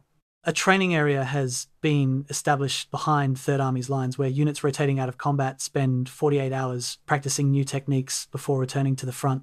Infantry platoons practice working with tanks using newly installed tank infantry phones that allow soldiers to talk directly to tank crews. The phones are simple devices, just a telephone handset mounted on the tank's rear deck, but they're revolutionary. Previously, infantry and tanks communicated by hand signals or by infantry banging on tank hulls with rifle butts. Now an infantryman can pick up the phone and tell the tank crew exactly what he needs. Enemy machine gun in the barn, second floor, left window. Tank gunners can engage precisely instead of firing blind. Tank commanders can warn infantry about threats they see from inside the tank. The coordination transforms both forces. Infantry now has precision fire support that responds in seconds. Tanks now have infantry protection against close-range anti-tank weapons. Together, they're far more effective than either could be separately. The artillery revolution in Lorraine centered on time-on-target concentrations, a technique where multiple artillery batteries fired at the same target, with shells timed to impact simultaneously. The advantage was psychological and tactical. Instead of a rolling bombardment where defenders could take cover as shells walked toward them, TOT fires delivered devastating surprise with no warning. Forward observers became crucial specialists, moving with infantry assault teams, calling fire from church steeples and observation posts, adjusting fire in real time. The quality of American artillery forward observers improved dramatically through October and November as inexperienced officers learned their trade under fire. By November, Third Army artillery was achieving effects far beyond what firepower alone suggested. German commanders noted in reports that American artillery coordination was becoming frighteningly effective, that attacks were now preceded by concentrated fires that devastated defensive positions before infantry even moved forward. This wasn't new equipment. These were the same guns and shells used in September. What changed was technique, coordination, and experience. Engineer integration into combat operations transformed the effectiveness of assault tactics. In September, engineers were typically attached to infantry regiments for specific tasks, building bridges, clearing mines, demolishing obstacles. By November, engineer platoons were operating as permanent elements of task forces, leading attacks with Bangalores and demolition charges. Engineers became assault troops, not support troops. They learned to fight as infantry when necessary, while infantry learned basic engineering tasks. A rifle squad in November could place demolition charges to blow a wall or clear a path through wire obstacles, tasks that had required specialized engineers in September. This cross-training made every unit more flexible and reduced dependency on scarce specialist troops. It also reflected brutal necessity. Casualty rates among engineers were extraordinarily high, and spreading engineering knowledge throughout infantry units capabilities persisted even when engineer units were depleted. November 5, 1944, the 1st Battalion, 328th Infantry Regiment, executes the first fully successful Thunder Run attack, a technique developed through bitter experience. The objective is a fortified village held by approximately 150 German defenders. Previous attacks on similar villages had resulted in 50% casualties and frequently failed. This time, the approach is different. At dawn, artillery delivers a concentrated TOT barrage directly onto the village, no preliminary fire to warn defenders, just sudden, overwhelming bombardment. Simultaneously, a task force of tanks and infantry races toward the village at maximum speed, infantry riding on the tanks. The key is momentum and surprise. Don't give defenders time to recover from artillery. Don't stop to deploy in textbook formations. Just hit hard and fast before they can organize resistance. The tanks crash through the village perimeter with infantry following immediately. Resistance is disorganized and quickly overwhelmed. The village is secured in 40 minutes with 12 American casualties versus 80 German casualties and 70 prisoners. After the battle, the battalion commander radios Corps, "We just learned how to do this."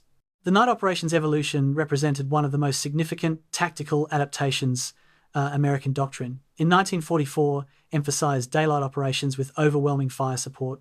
Night attacks were generally avoided because coordination was difficult and friendly fire risks were high. But by November, American units were beginning to conduct limited night infiltrations and attacks. The motivation was partly tactical. German defenses were designed for daylight observation, and attacking at night negated German advantages in pre-positioned fields of fire. But it was also practical. Losses in daylight frontal assaults were becoming unsustainable. Night attacks, while risky, actually produced lower casualties when properly executed. Infantry could close with German positions under cover of darkness, achieving surprise and forcing close-quarters combat where American advantages in automatic weapons and numbers proved decisive. Night attacks required intensive training and careful planning, but by late November, every division in 3rd Army had conducted successful night operations. It was a remarkable evolution for an army that 3 months earlier had considered night combat too risky to attempt. German intelligence reports from November 1944 reflected growing concern about American tactical improvements. One report, captured after the war, noted American combat proficiency has increased significantly since September. Combined arms coordination is now effective at company level. Artillery fire is increasingly accurate and devastating. Infantry-tank cooperation has improved to near parity with our own standards. The inexperienced force we faced in September has learnt quickly and now presents a serious threat. This was perhaps the ultimate validation of 3rd Army's brutal education. The enemy recognized and respected the promost improvement. The German Army of 1944 was arguably the most professionally competent military force in the world. For Wehrmacht officers to acknowledge American tactical competence represented a fundamental shift. The students had graduated, though the tuition had been paid in blood. The replacement training problem was partially addressed by establishment of combat replacement training schools behind the lines. Previously, replacement soldiers arrived from the United States with basic training but no combat orientation, were immediately assigned to frontline units, and frequently died in their first days of combat. The new system intercepted replacements before frontline assignment and gave them 2 weeks of intensive training. How to dig effective foxholes, how to move under fire, how to work with tanks, how to recognize German weapons by sound, how to survive. Veteran soldiers from frontline units served as instructors, teaching lessons learned from actual combat rather than peacetime doctrine. The training saved lives. Replacement soldiers who completed the combat orientation course had measurably lower casualty rates in their first weeks than soldiers who went directly to frontline units. It was a small improvement, but in a campaign where every soldier mattered, small improvements accumulated into significant effects. By December, the replacement training schools were processing hundreds of soldiers weekly, each one slightly better prepared to survive their first combat than the men who had gone before. The question that haunted everyone was why this training hadn't happened before Normandy. Why were American soldiers learning these lessons in combat rather than in training? The answers were complex and uncomfortable. Partly it was institutional inertia, peacetime doctrine didn't change easily. Partly it was overconfidence. American planners believed firepower and mobility would compensate for tactical deficiencies. Partly it was the impossible challenge of training for real combat conditions. You can't replicate the terror and chaos of battle in peacetime exercises. And partly it was the assumption that the war would be short if Germany was expected to collapse by Christmas 1944. Why spend months on advanced tactical training? But Germany didn't collapse, and the war continued, and American soldiers paid for those institutional assumptions with their lives. The brutal education of Lorraine transformed Third Army from a force that relied on overwhelming advantages into a force that could fight effectively in unfavorable conditions. But that transformation came only after thousands of men died, learning lessons that better preparation might have taught them safely. The veterans who survived the education never forgot what it cost, and many never forgave the system that made it necessary. November 5th, 1944, XX Corps headquarters, a requisitioned schoolhouse in the town of Thionville. The walls are covered with maps showing the upcoming offensive in detail, more detail than any previous Third Army operation. Corps Commander General Walton Walker and his staff have spent 2 weeks planning what they're calling Operation Hamburg, a methodical, overwhelming assault designed to break the stalemate in Lorraine once and for all. Walker knows that previous attacks failed because they were hasty, poorly coordinated, inadequately supplied. This time will be different. He has 3 infantry divisions massed for the attack, the 5th, 90th, and 95th. He has tank support, engineer support, and for the first time since September, adequate artillery ammunition. Most crucially, he has 4 days of good weather forecast, enough time to get tanks moving, enough time to conduct sustained operations before mud stops everything again. Walker briefs his division commanders with unusual intensity. Gentlemen, everything we've learnt since September goes into this attack. We're not doing this the way we did it in September. We've learned. Now we apply those lessons. November 8th, 1944, 05:45 hours. The largest American artillery barrage since World War I's Meuse-Argonne offensive opens across a 20-mile front. Over 800 guns, everything from 75mm pack howitzers to massive 8-inch pieces, fire in coordinated time on target concentrations. The sound is indescribable, a continuous rolling thunder that can be heard 50 miles away. The barrage is different from previous bombardments. Instead of firing at suspected positions for hours, wasting ammunition on empty ground, this bombardment is surgical. Forward observers and intelligence have identified actual German positions. Artillery fire is concentrated on those specific positions with devastating accuracy. 18,000 shells fall in the first hour, more than Third Army fired in entire weeks during October. German defenders, emerging from bunkers after the barrage lifts, find their positions obliterated, their communications cut, their carefully prepared fields of fire cratered, and before they can recover, they hear a new sound. Tank engines, growing louder, accompanied by the rumble of trucks carrying infantry. The assault is beginning. 0700 hours. The 90th Infantry Division's task forces hit German lines like a sledgehammer. This isn't the hesitant, piecemeal attacks of September. This is overwhelming force applied at multiple points simultaneously. 3 task forces, each combining a battalion of infantry, a company of tanks, and supporting engineers, assault 3 separate villages along a 5-mile front. German defenders, still stunned from artillery, find themselves engaged from multiple directions. Before they can shift reserves to reinforce one threatened point, another penetration occurs elsewhere. The American concept is simple: apply so much pressure in so many places that German defensive coordination collapses. Individual strongpoints might hold, but the overall defensive system fractures. By 0900 hours, 2 of the 3 objective villages have fallen. The third is surrounded and under assault. American casualties are remarkably light, fewer than 100 in the first 2 hours. German casualties and prisoners already exceed 500. After 2 months of grinding, attrition, breakthrough suddenly seems possible. November 10th, 1944, American forces achieve what had seemed impossible in September: open country exploitation. The 90th Division's lead task forces punch through German defences near Königsmacker and advance 12 miles in a single day, the longest single-day advance since August. Tank crews, accustomed to crawling through mud at walking pace, suddenly find themselves racing across firm ground. The 4-day dry spell has hardened the surface enough for mobility. Infantry riding on tanks experience something they haven't felt in months: the exhilaration of pursuit warfare.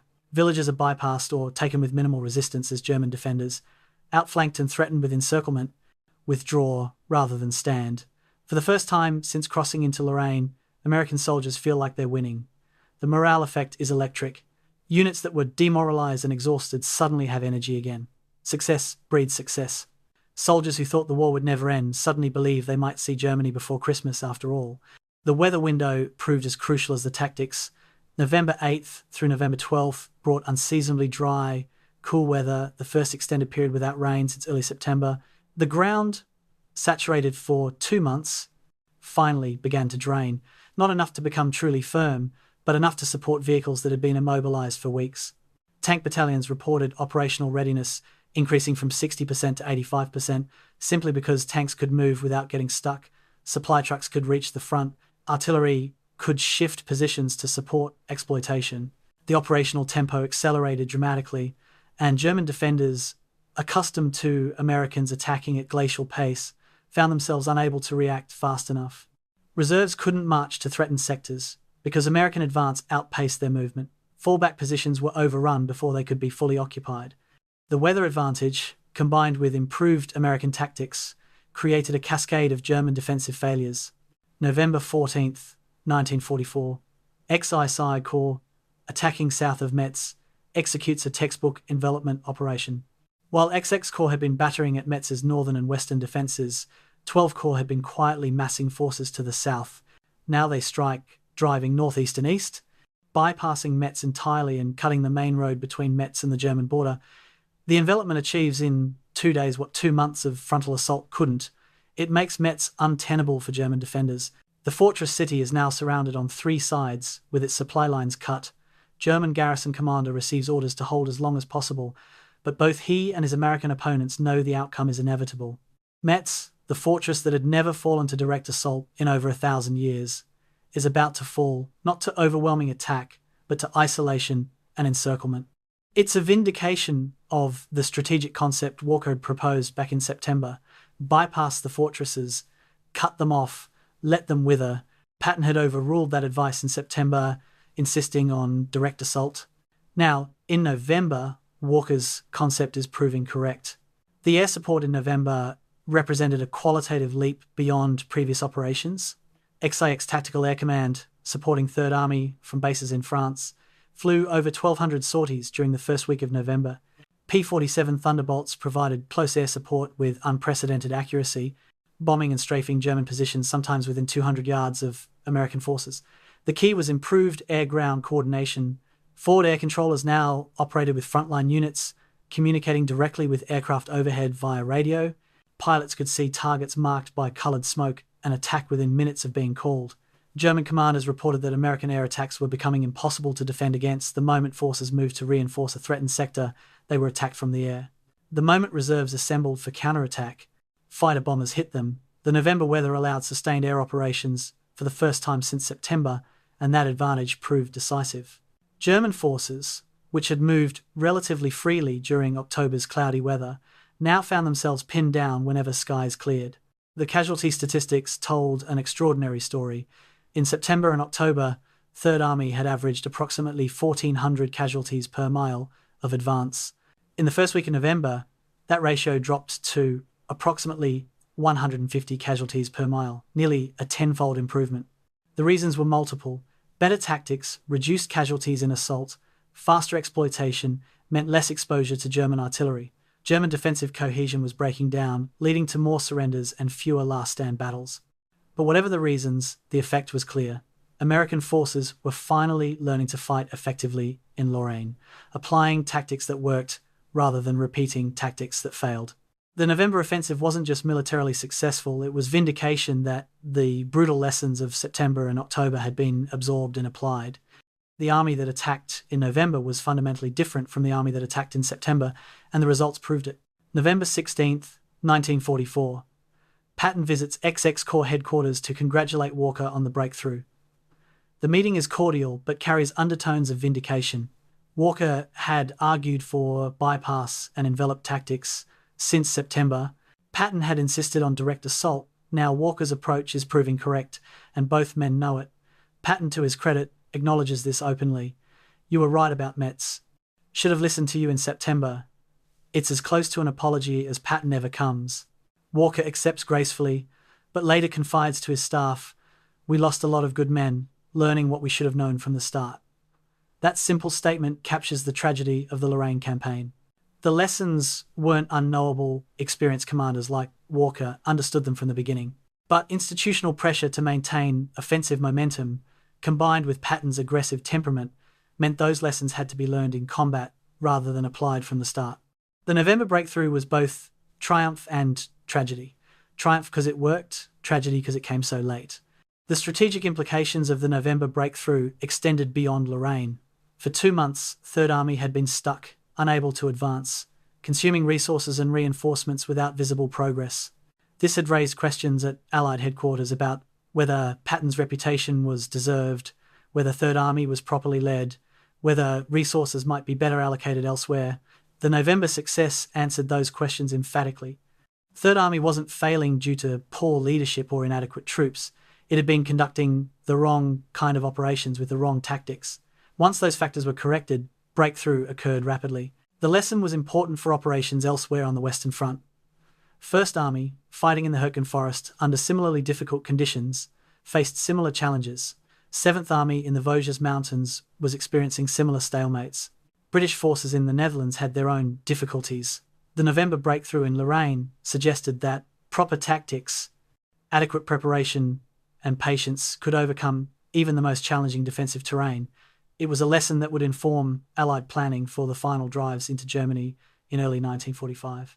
But it was also a lesson paid for with 55,000 American casualties in Lorraine, and that cost would never be forgotten by those who paid it. November 9th, 1944. General Hermann Bulk receives reports of American breakthroughs all along his front. Army Group G headquarters is subdued, almost resigned. For 2 months, Bulk has performed miracles with inadequate forces, trading space for time, making the Americans pay for every yard. But now American tactics have improved, their coordination is effective, and most critically, the weather has cleared, allowing full employment of American mobility and air power. Bulk knows he cannot stop this offensive. His forces are too weak, too dispersed, too exhausted. But he can hurt it. He can conduct limited counterattacks that inflict casualties and slow the advance. Most importantly, he can buy a few more days, few more weeks, for preparations elsewhere. He doesn't know the details. Operational security for the coming Ardennes offensive is extremely tight, but he understands his strategic role.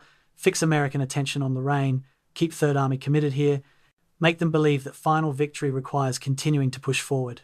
Every division tied down in Lorraine is one division that won't be available to respond to Hitler's planned offensive in Belgium. Bulk issues orders. Conduct spoiling attacks, then withdraw before being encircled. The objective is no longer holding ground. It's inflicting maximum pain while preserving forces for future operations. November 10th, 1944, dawn. Elements of the German 11th Panzer Division launch a surprise counterattack against the 90th Infantry Division near Malling.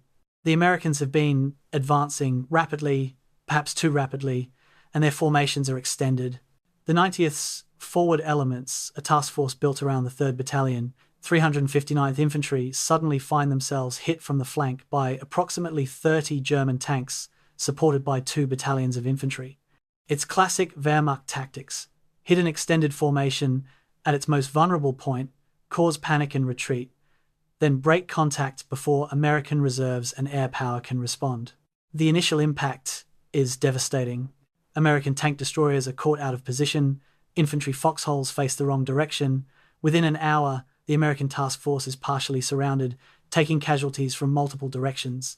Radio calls for support flood back to division headquarters. But this isn't September anymore. American reserves respond quickly, artillery concentrates on the German attack, and by noon, the counterattack has stalled. German forces withdraw before they can be trapped. They've inflicted 200 American casualties and destroyed a dozen American tanks.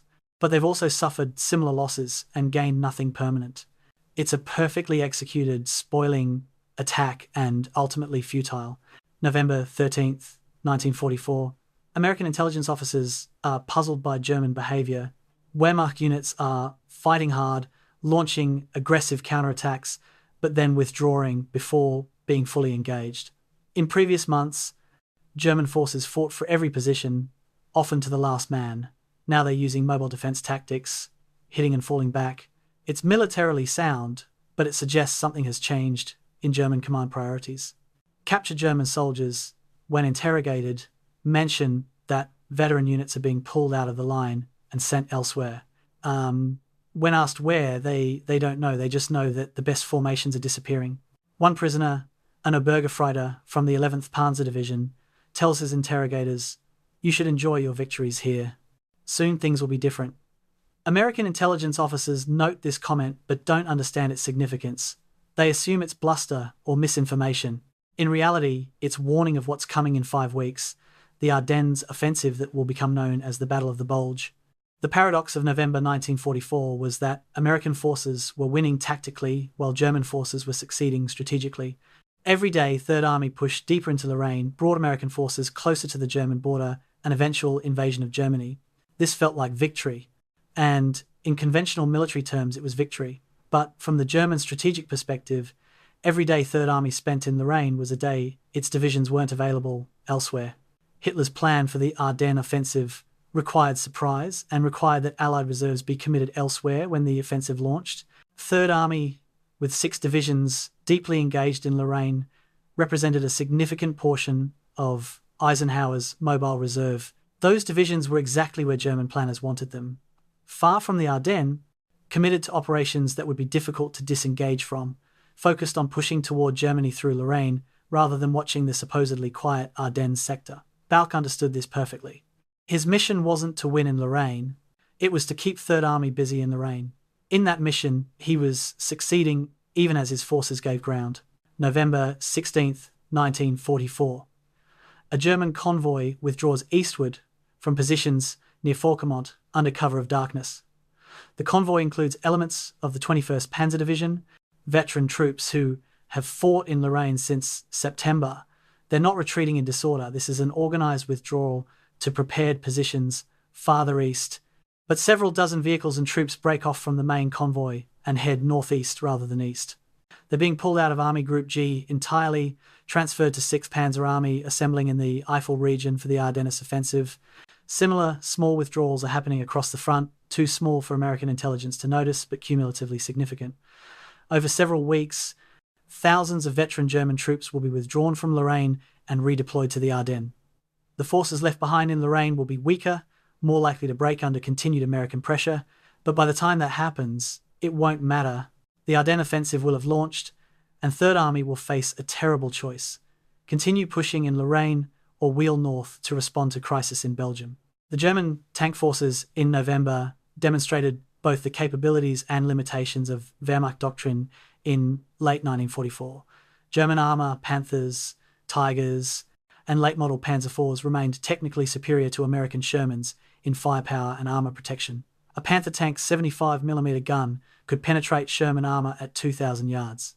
A Sherman's 75mm gun could penetrate Panther frontal armour only at ranges under 500 yards, and even then, inconsistently. This technical advantage allowed small numbers of German tanks to inflict disproportionate casualties. But German tanks suffered from critical weaknesses. Mechanical unreliability meant half of German armour was typically deadlined for maintenance, fuel shortages, limited operations, even when tanks were operational, and lack of air cover meant German armour could rarely move during daylight without being attacked from the air. The result was that German counterattacks were tactically effective when they occurred, but strategically irrelevant because they couldn't be sustained. American forces simply absorbed the casualties, called in artillery and air support, and continued advancing. German armour could hurt, but couldn't stop the American steamroller. November 18th, 1944. A conference at German OKW, Oberkommando der Wehrmacht, Armed Forces High Command, reviews the situation in Lorraine. Reports indicate that American forces have broken through German defensive lines and are approaching the border. Officers present recommend withdrawing all forces to the Siegfried Line defences and conducting no further operations west of the German border. Hitler overrules them. Army Group G will continue to tie down American forces in Lorraine as long as possible. every day of delay serves our purposes. No one at the conference mentions what those purposes are. Hitler has forbidden discussion of the Ardennes offensive outside the small circle of officers directly involved in planning. But everyone understands the implication. Lorraine is a sacrifice zone, where German forces are expended to fix American attention while preparations continue elsewhere. It's brutal calculus, writing off thousands of German soldiers to serve a larger plan, but Hitler believes the Ardennes offensive will change everything, that a successful surprise attack could split Allied armies, capture Antwerp, and force a negotiated peace. In that context, sacrificing Army Group G's combat power seems acceptable. History would prove him catastrophically wrong, but in mid-November 1944, the gamble still seemed plausible to German high command. The American inability to recognize signs of the coming Ardennes offensive remains one of the war's great intelligence failures. In November and early December, indicators were accumulating.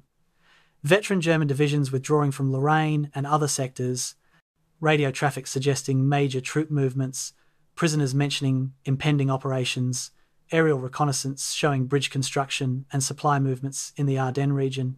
But Allied intelligence officers at every level from division to supreme headquarters convinced themselves these indicators were either deception or preparations for defensive operations on German soil.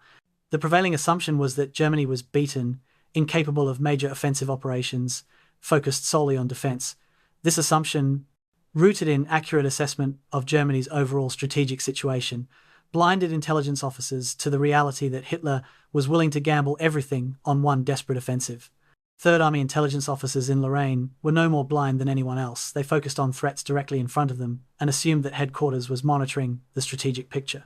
When the Ardennes offensive launched on December 16th, it achieved complete surprise, and Third Army would have to abandon its Lorraine operations to respond. The human dimension of German operations in November revealed the tragedy behind the tactics. German soldiers knew they were fighting a losing battle. Captured diaries and letters from November show men who understood that Germany would lose the war, but continued fighting out of discipline, fear of punishment for desertion, or simple lack of alternatives. One letter, found on a dead Gefreiter near Metz, read, "We all know how this ends, but what choice do we have? Surrender means years in a prison camp. Fighting means probable death, but at least a chance of surviving to see home again. So we fight, not because we believe we'll win, but because all our choices are bad, and this seems least bad." This wasn't the fanaticism of SS troops or the conviction of true believers. This was the exhausted pragmatism of ordinary soldiers trapped in a war they couldn't escape. The Wehrmacht in November 1944 was a shadow of the force that had conquered Europe in 1940 and 1941, but it remained dangerous because even demoralized soldiers fight hard when competently led and when retreat seems as dangerous as resistance. The final assessment of German operations in Lorraine must acknowledge both failure and success. Army Group G failed to stop Third Army's advance. American forces reached the German border by late November despite everything German defenders could do.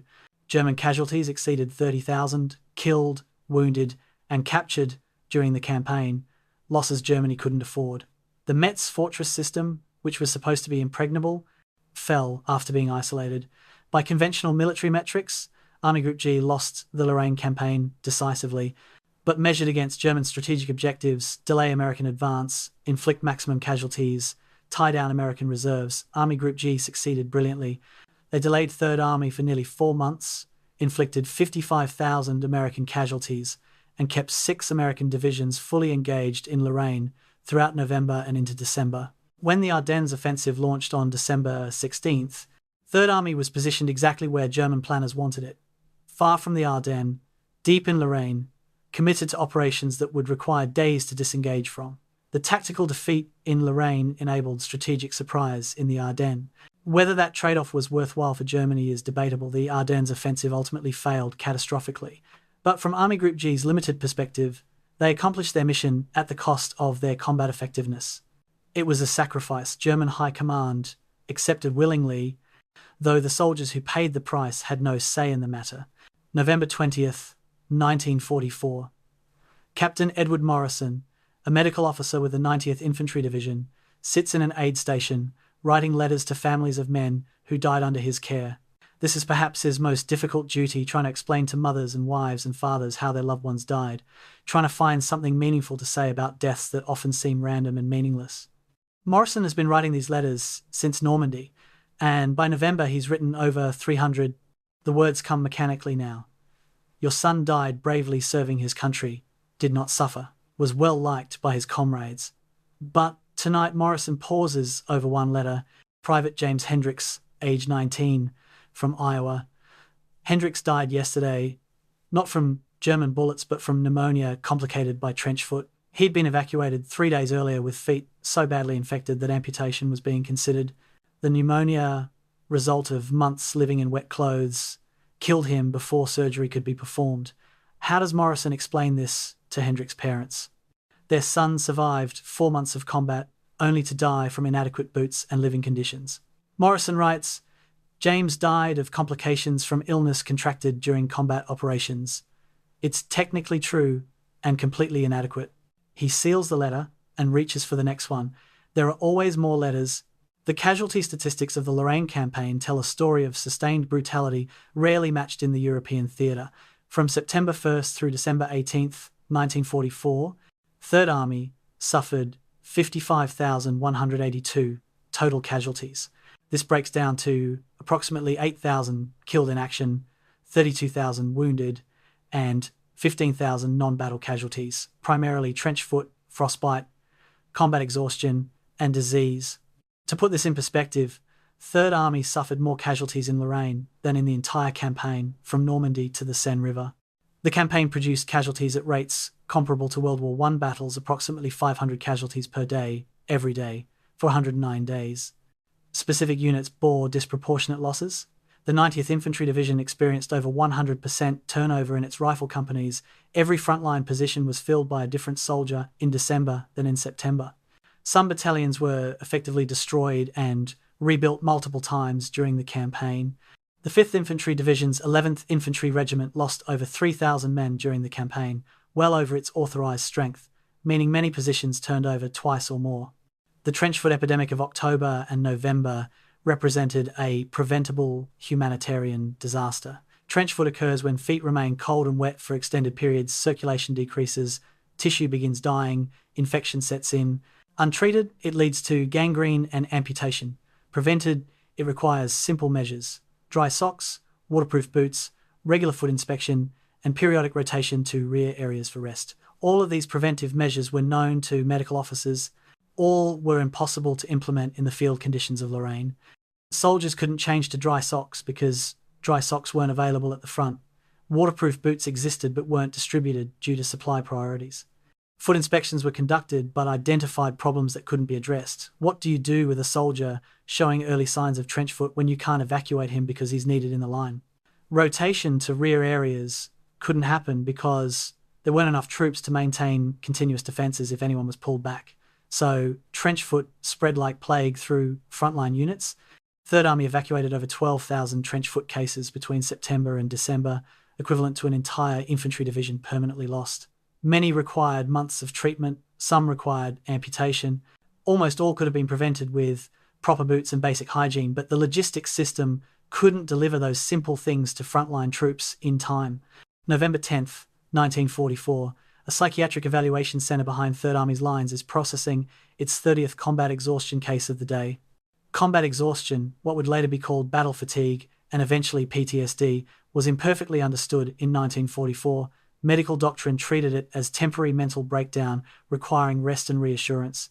The standard treatment was 48 to 72 hours of sleep, hot food, and counselling, then return to unit. This worked for some men, those experiencing acute stress reaction who genuinely recovered with brief rest. But it failed completely for men suffering deeper psychological trauma. They would return to their units, function for days or weeks, then break again, often more severely. The psychiatric centre's records show men being treated 2, 3, even 4 times before being permanently evacuated or classified as unable to return to combat. Over 2,000 Third Army soldiers were evacuated for psychiatric reasons during the Lorraine Campaign, but this number vastly understates the true scope of psychological casualties. Many men functioned at reduced capacity, pushing through psychological damage, through sheer willpower or fear of appearing cowardly. Post-war studies estimated that up to 25% of soldiers showed symptoms of psychological trauma during the campaign. Most never sought treatment and simply endured.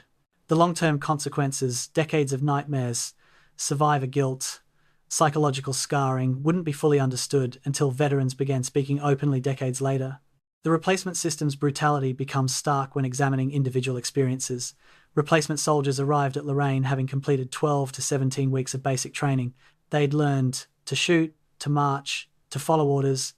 They'd never experienced combat. They were assigned to frontline units, usually arriving at night when units were in position. They'd be given a foxhole, a rifle, and 5 minutes of orientation from a squad leader. Keep your head down, shoot anything that moves in front of us, don't bunch up. Then they'd spend their first night listening to artillery, experiencing fear unlike anything training prepared them for, trying not to panic. Morning would bring their first combat, and many wouldn't survive it. Statistical analysis showed replacement soldiers had a 40% probability of becoming casualties in their first week of combat. If they survived the first week, their odds improved dramatically as they learned survival skills. But that first week was a meat grinder. Veterans treated replacements with pity and distance. Pity because everyone remembered being new. Distance because you didn't want to learn the name of someone who'd probably be dead in 3 days. The system maintained unit strength on paper, but destroyed unit cohesion and effectiveness. A rifle company at full strength, with 60% replacements, was not the same as a veteran company, and everyone knew it except staff officers calculating combat readiness from rear headquarters. December 1st, 1944, Chaplain Robert Morrison conducts a funeral service for 18 soldiers killed in the previous week's operations. The service is held in a cold rain at a temporary cemetery behind the lines. Most of the dead are unidentifiable bodies, recovered from battlefield positions, damaged beyond recognition, identified only by dog tags if those survived. Chaplain Morrison reads from the Book of Psalms, "The Lord is my shepherd, his voice is mechanical, emotionless. He's conducted too many of these services, said the same words over too many graves." The attending soldiers stand in formation, silent. They're not here to mourn, you can't mourn everyone. There are too many dead. They're here because regulations require attendance, and because marking death with ceremony, however brief, is the only way to maintain the fiction that individual deaths matter. After the service, graves registration personnel will photograph the graves, record their locations, and eventually these bodies will be reburied in permanent cemeteries. The temporary graves are marked with wooden crosses painted with names, when known, unknown, when not. By December 1944, there are thousands of these crosses scattered across Lorraine. They mark the campaign's human cost far more accurately than any strategic assessment. The comparison between American and German casualties reveals different styles of warfare and different tolerances for loss. Third Army suffered approximately 55,000 casualties in Lorraine. German forces suffered approximately 25 to 30,000 killed and wounded, plus another 30,000 captured. The lower German casualties partly reflect defensive operations. Defenders typically suffer fewer casualties than attackers. But the higher German prisoner totals reflect something else. By November, German soldiers were surrendering in increasing numbers once their positions became untenable. Wehrmacht tactical doctrine emphasized fighting hard but not dying pointlessly when encircled or when positions became hopeless. Surrender was acceptable. American tactical doctrine emphasized different values, taking objectives regardless of cost, holding positions rather than withdrawing, achieving mission even at high casualty rates. The result was that American forces took heavier casualties achieving their objectives, while German forces took lighter casualties defending theirs. Whether this trade-off was militarily sound remains debated by historians. What's certain is that American families paid a higher price for Lorraine than German families did. And that price shaped how the campaign was remembered or deliberately not remembered in post-war years. The specific stories behind the statistics reveal individual tragedies that numbers cannot capture. Private Robert Anderson, 20 years old from Georgia, killed by artillery fire while carrying ammunition to his squad on November 3rd. Sergeant James Wilson, 23, from Pennsylvania, died leading his squad in an assault on a fortified farmhouse on October 17th. Lieutenant Thomas Grant, 25, from California, killed by sniper fire while reconnoitering German positions on November 21st. Each name represents a life ended, a family devastated, potential unfulfilled. Multiplied by 8,000 killed in action, the individual tragedies become incomprehensible. And that doesn't account for the 32,000 wounded men who survived but carried physical scars for life, or the 15,000 non-battle casualties, many of whom suffered permanent effects from trench foot or psychological trauma. The Lorraine Campaign created a generation of damaged veterans whose suffering continued long after the shooting stopped. Many never spoke about their experiences. Some couldn't, the memories were too painful or too chaotic to articulate. Post-war studies of Lorraine veterans showed elevated rates of depression, substance abuse, relationship problems, and other markers of unresolved trauma.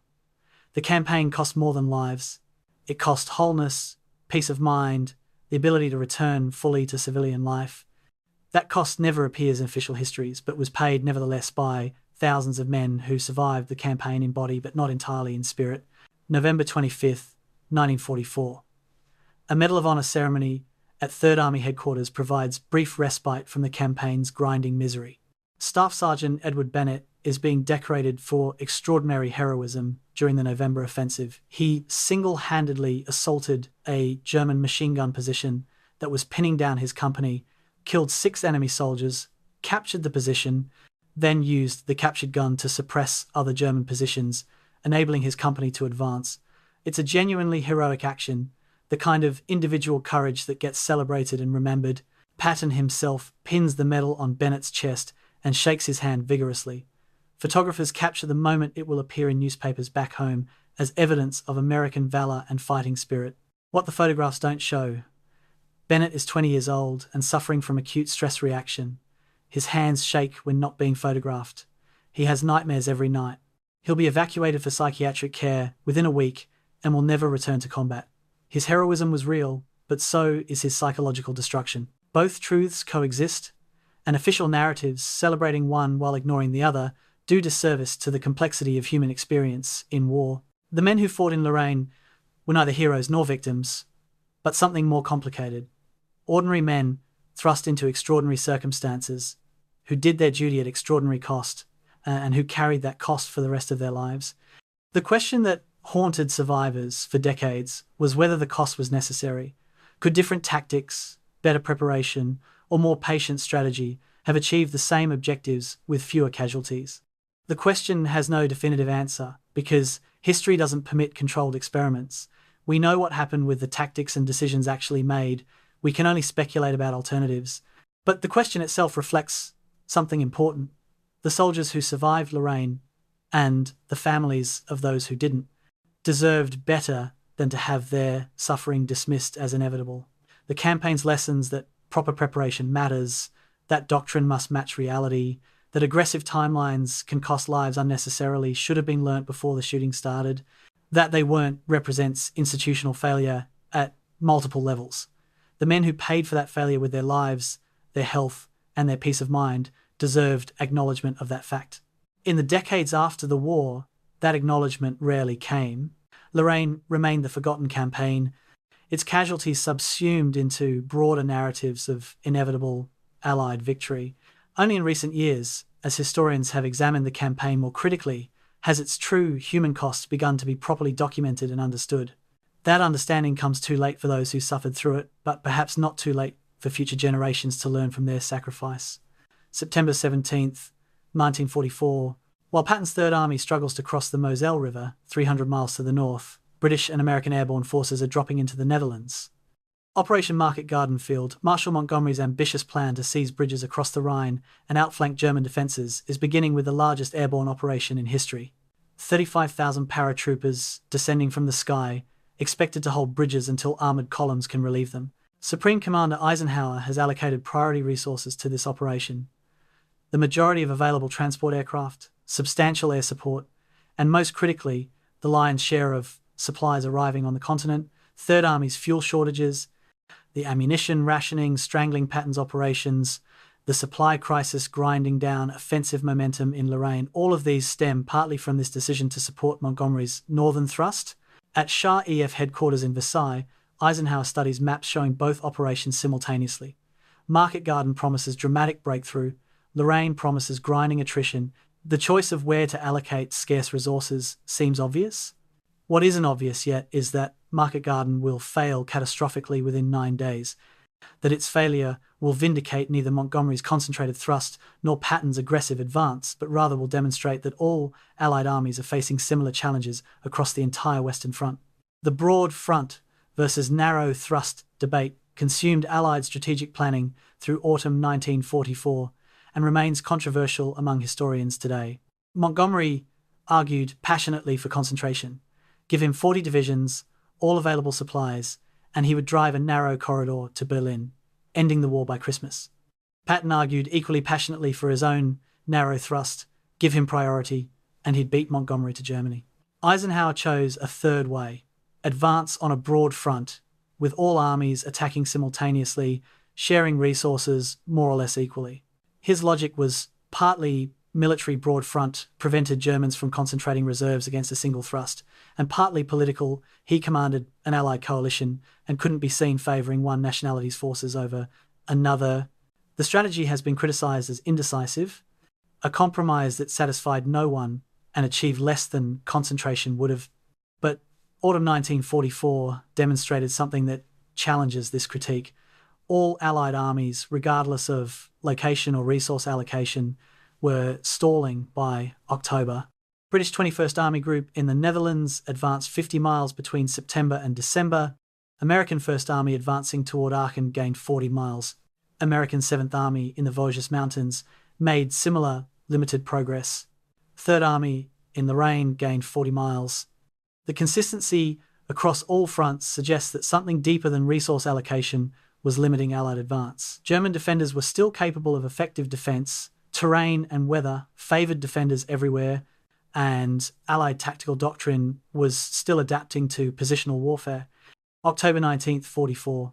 At Sharhev headquarters, staff officers brief Eisenhower on the strategic situation across all fronts.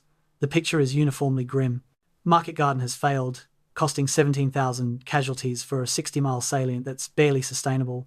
British forces in the Netherlands are bogged down, clearing the Scheldt estuary to open the port of Antwerp. Necessary work, but slow and costly.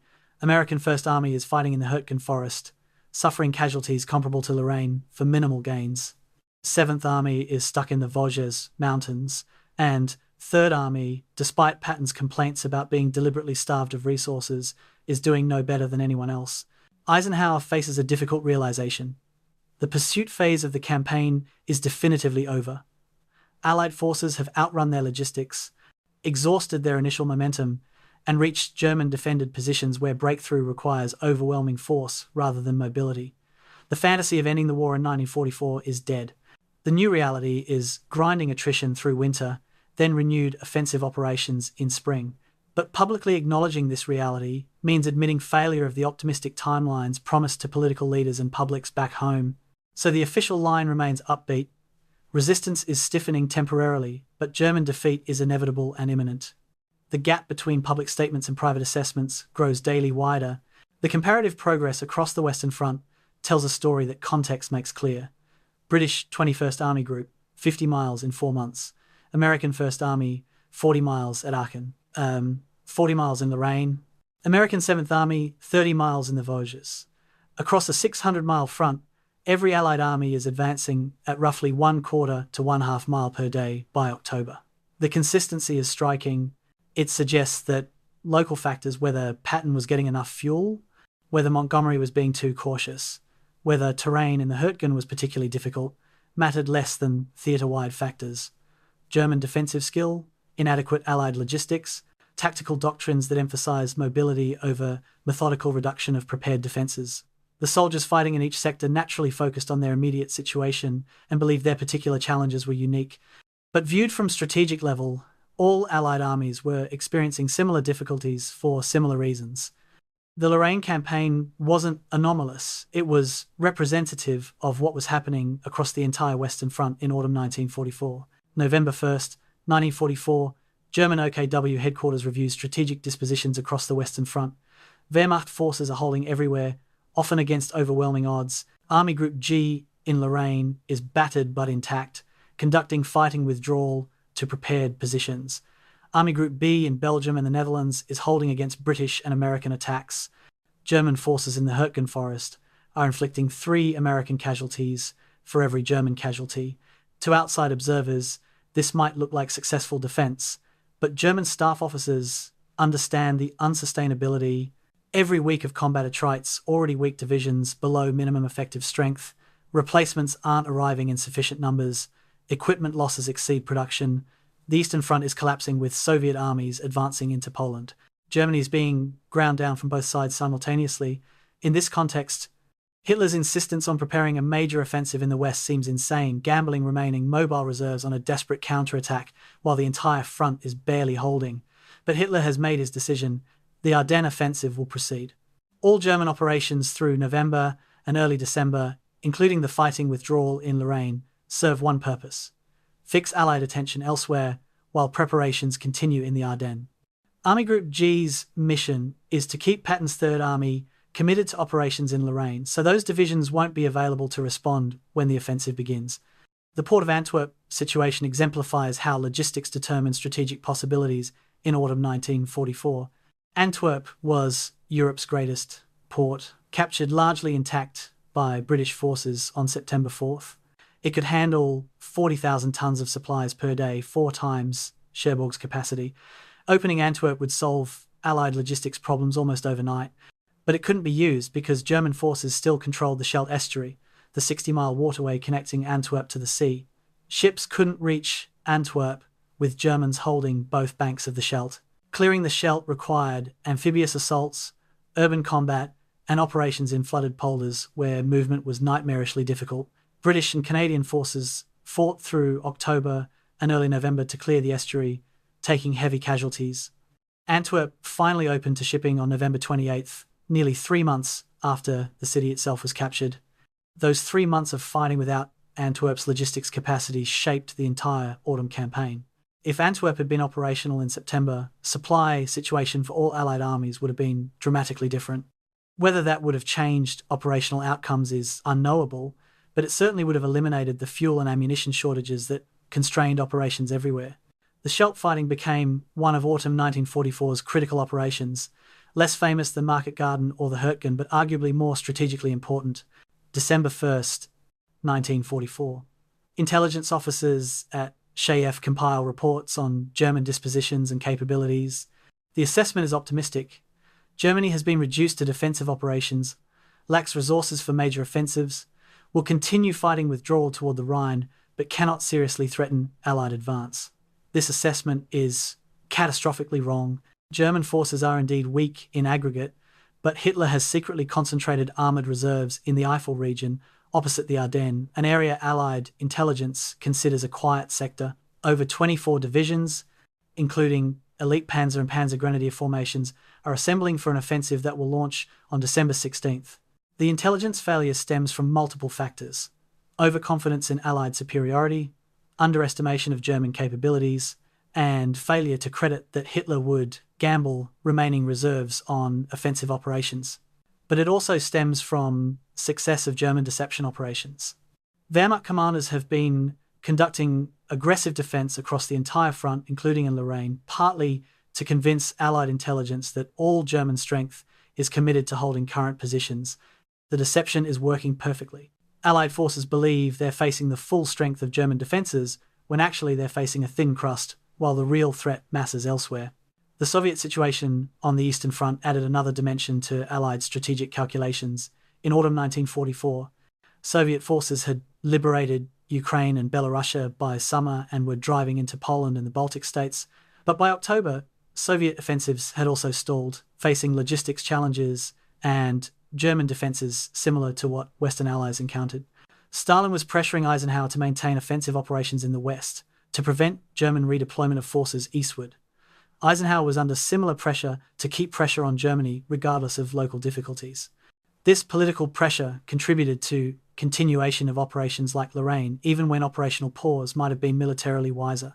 The demands of coalition warfare, keeping allies satisfied, maintaining appearance of aggressive action, showing progress to justify continued support, sometimes conflicted with operational military logic.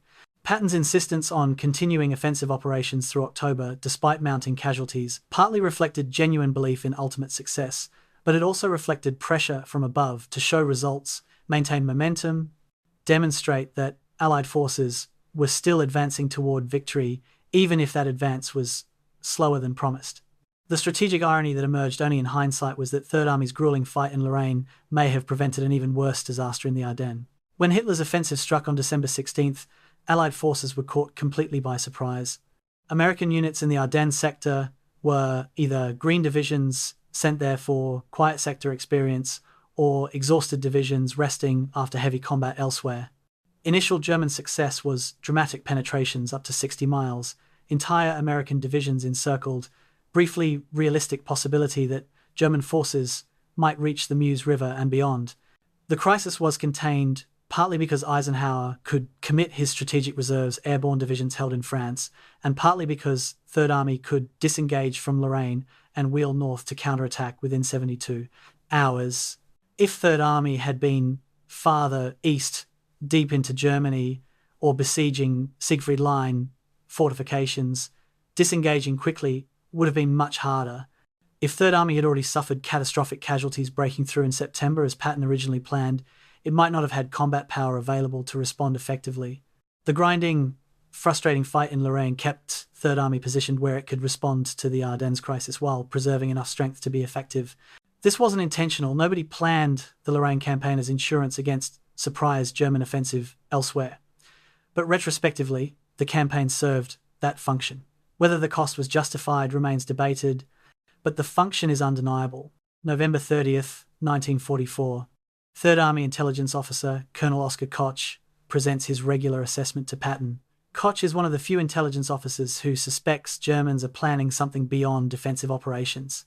He's been tracking troop movements, noting the appearance of new formations in unexpected sectors, observing patterns in radio traffic that suggest major headquarters are being repositioned. His assessment is cautious. He doesn't know what's coming, but something doesn't fit the pattern of army in collapse.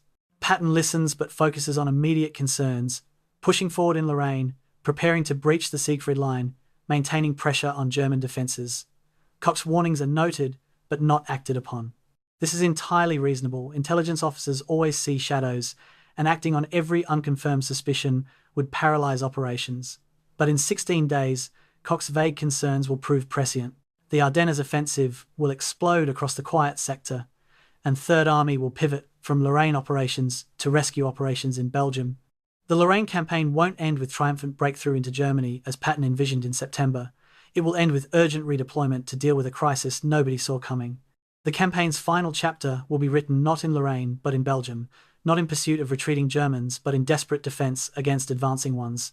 And the lessons learned in Lorraine's brutal fighting, combined arms tactics, methodical planning, effective use of artillery will prove essential to stopping German penetration and turning the bulge from potential disaster into ultimate Allied victory.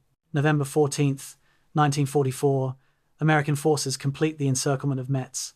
The ancient fortress city, which has dominated the Lorraine campaign for 2.5 months, is now cut off. XX Corps forces north of the city have linked with XISI Corps forces advancing from the south, severing the main road to Germany. Inside Metz, German garrison commander General Lieutenant Walter Krauss understands his situation perfectly. Approximately 6,000 German troops remain in the city and its ring of forts. They have ammunition and food for perhaps 2 weeks of sustained combat. Relief is impossible. All German mobile forces have withdrawn eastward or been committed to defensive operations elsewhere. Hitler's orders are to hold Metz to the last man, last round. But Krauss is a professional soldier who understands symbolic gestures from military necessity. Metz can no longer affect the campaign's outcome. Continued defense means only pointless casualties. But surrendering a fortress without fighting violates military tradition and risks court-martial. Krauss decides on middle course, defends strongly enough to maintain honour, but not so stubbornly that his garrison is annihilated for no purpose. It's a calculation German commanders across the front are making in November 1944, how to balance duty, honour, and survival in a war everyone knows Germany will lose. November 18th, 1944, American forces enter Metz itself, beginning street-by-street combat through the medieval city. This isn't the first time Americans have fought urban combat in Europe. There was Cherbourg, Saint-Lô, countless French towns, but Metz presents unique challenges. The old city centre features stone buildings from the Middle Ages, narrow streets, cellars, and passages that have been fortified and connected. German defenders use the medieval architecture expertly.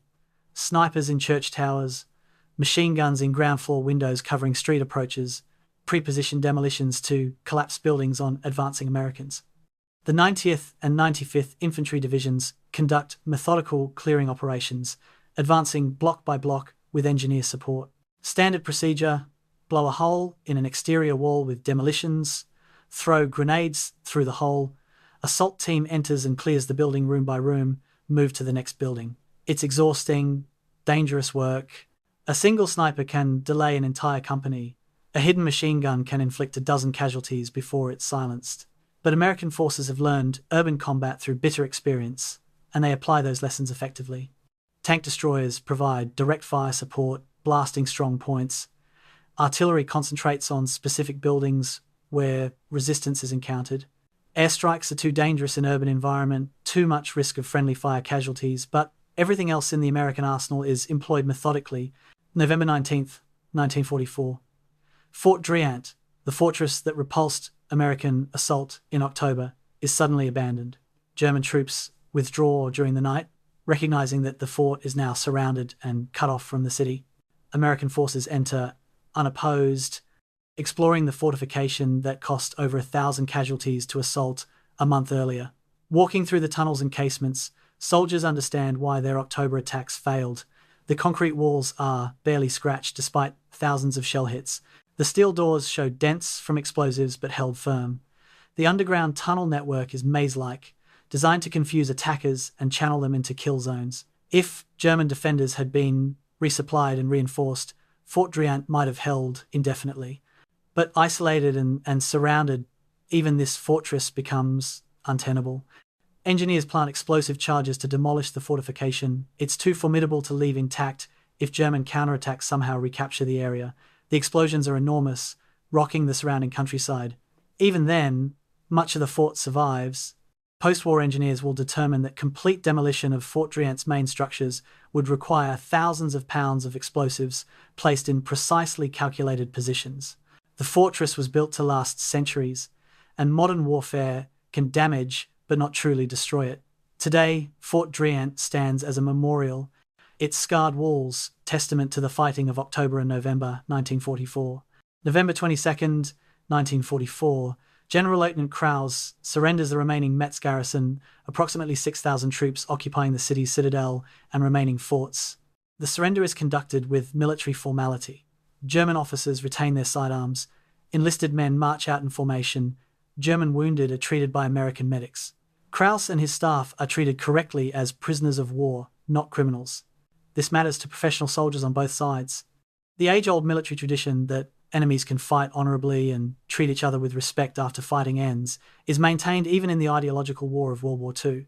American soldiers, who have spent 2.5 months fighting for this city, watch German troops march into captivity with mixed emotions. Relief that the fighting is over, satisfaction at victory, but also recognition that these German soldiers fought well, that taking Metz cost more than anyone expected, that the victory is real but purchased at terrible price. There's no celebration, no triumphant parade, just exhausted men glad to still be alive, watching defeated men march away, both groups understanding they've survived something neither will forget. The same day, Patton enters Metz, riding in an open jeep, touring the captured city with his staff. Press photographers accompany him. This is the moment Patton has been anticipating since September, the triumphant entry into the fortress that defied all previous conquerors. Patton poses for photographs in the city centre, makes statements about American valor and German defeat. The photographs and newsreels will show confident American general surveying victory. What they won't show, Patton's private assessment, is far more sober. Metz was supposed to fall in days. It took 76 days. The campaign was supposed to cost minimal casualties. It cost over 55,000. Third Army was supposed to be in Germany by now, driving toward the Rhine. Instead, they're still in France, having advanced 40 miles in 3 months. Patton writes in his diary that night, "We took Metz. It cost more than I thought it would. Still, we took it. Even in private, he can't quite acknowledge the full extent of the miscalculation. To do so would mean admitting that his aggressive strategy, his optimistic timelines, his insistence on direct assault rather than bypass were fundamentally wrong.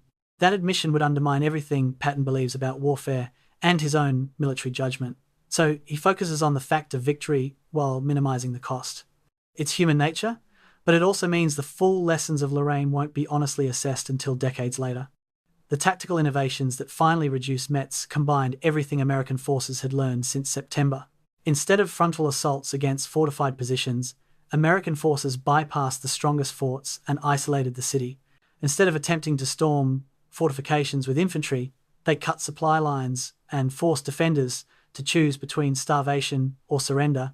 Artillery was used surgically rather than in massive bombardment. Specific targets identified and engaged with time-on-target fires rather than area bombardment. Combined arms, task forces, coordinated infantry, armor, and engineers at company level rather than at division level. Air support, when weather permitted, struck specific targets identified by forward observers rather than conducting area bombing. Every innovation represented lessons learned through failures in September and October. The November reduction of Metz demonstrated that American forces had finally adapted doctrine to match reality. They'd learned to fight effectively in Lorraine, but the tuition had been 55,000 casualties over 3 months. The question haunting everyone was whether that education could have been purchased more cheaply with better preparation, more realistic planning, and willingness to prioritize soldier survival over aggressive timelines.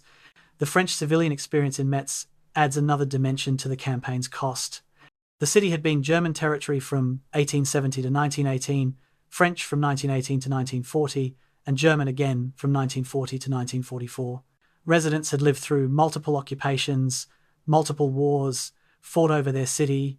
By November 1944, most wanted only for the fighting to end, regardless of which flag flew over the city afterward. The urban combat of November killed an estimated 2,000 French civilians caught in the crossfire. 80% of the city suffered damage from artillery, demolitions, and fire. Thousands of residents were homeless, living in cellars, or evacuated to refugee camps. The liberation of Metz was genuine. French residents welcomed Americans and despised German occupation, but liberation came at devastating cost to the city itself. This pattern repeated across Lorraine. Towns and villages destroyed in the fighting to liberate them, civilians killed despite everyone's best efforts to avoid civilian casualties, populations grateful for freedom but traumatized by the violence of liberation. War correspondents filing reports on Metz's fall described joyous French civilians celebrating liberation.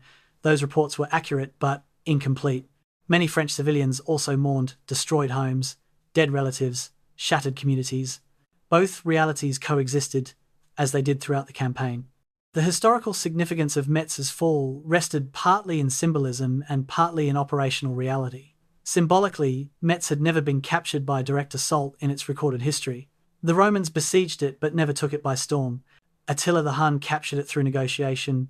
Medieval armies bypassed it. In 1870, Prussian forces starved it into submission but didn't assault. Metz represented supposed impregnability, medieval military engineering at its finest.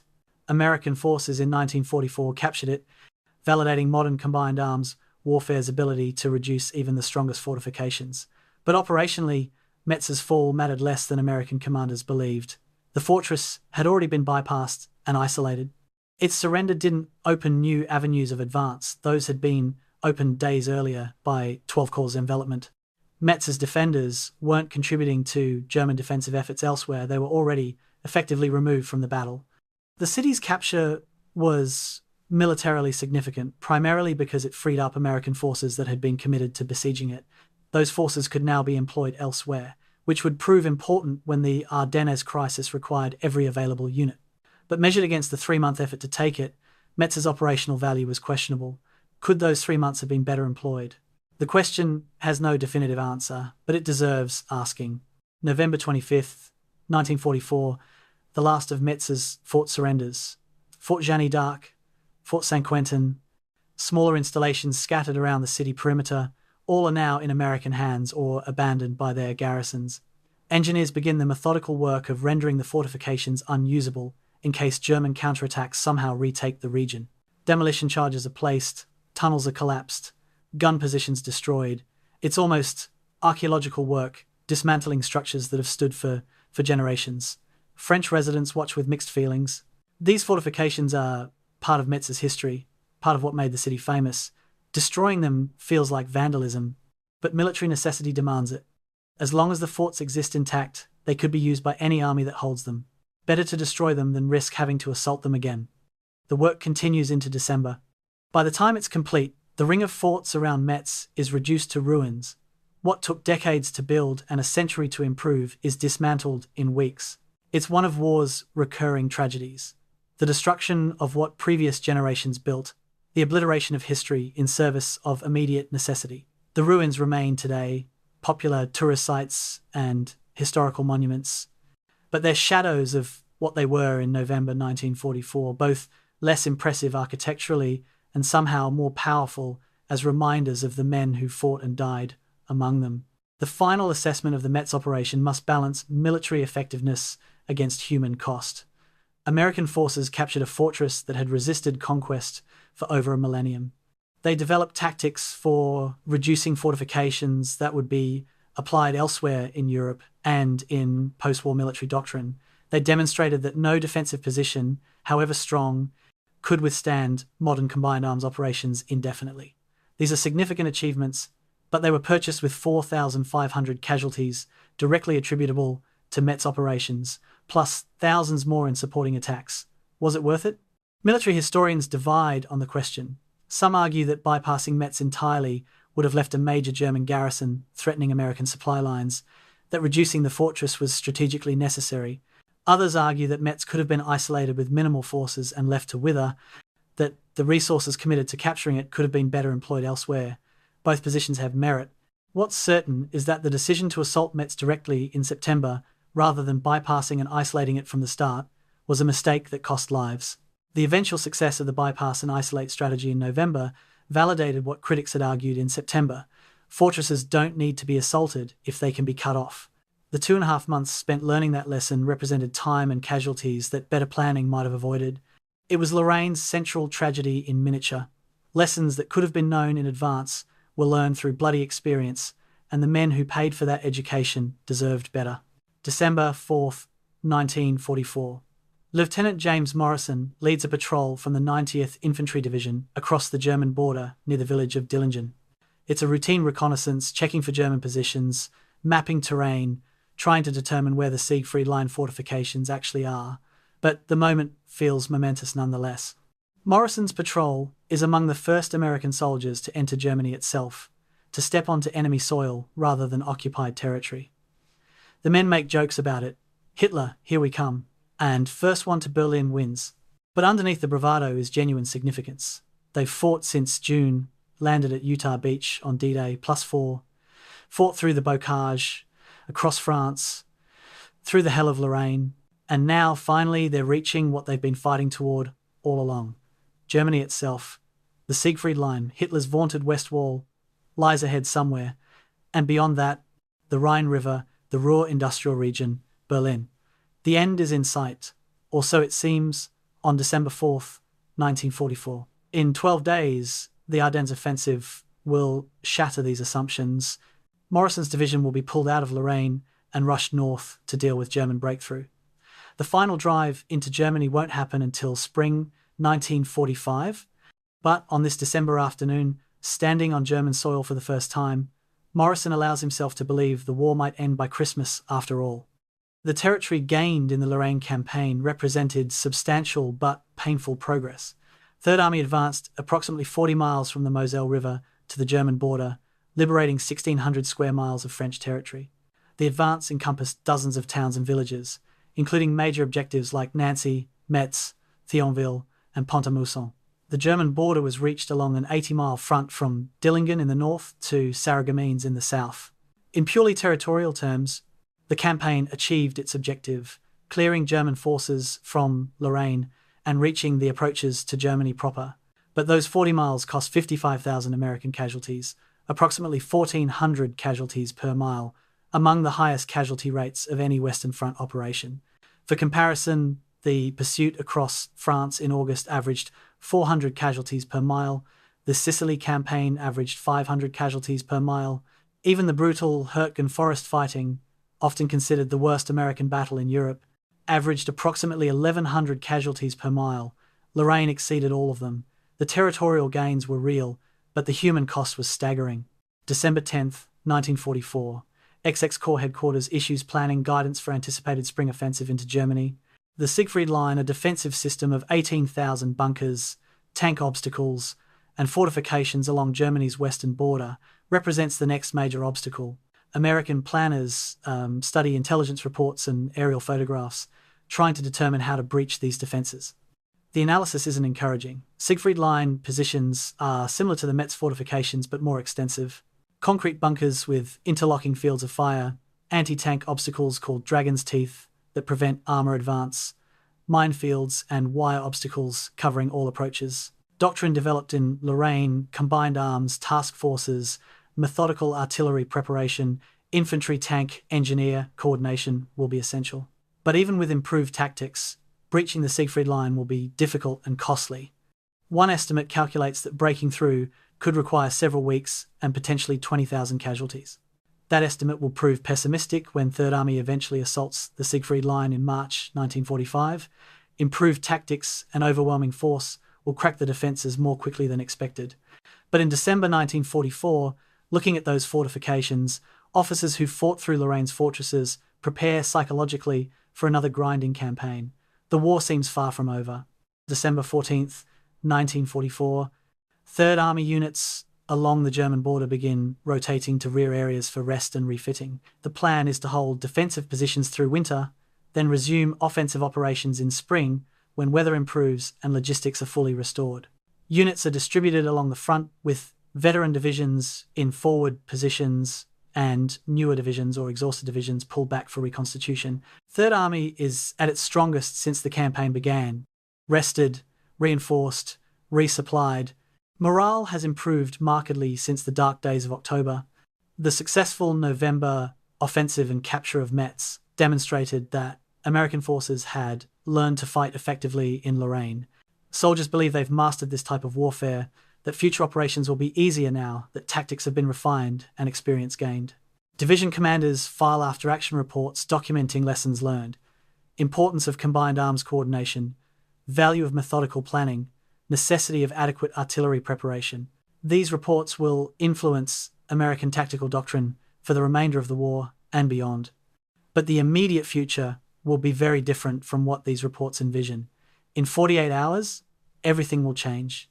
December 16th, 1944, 05:30 hours.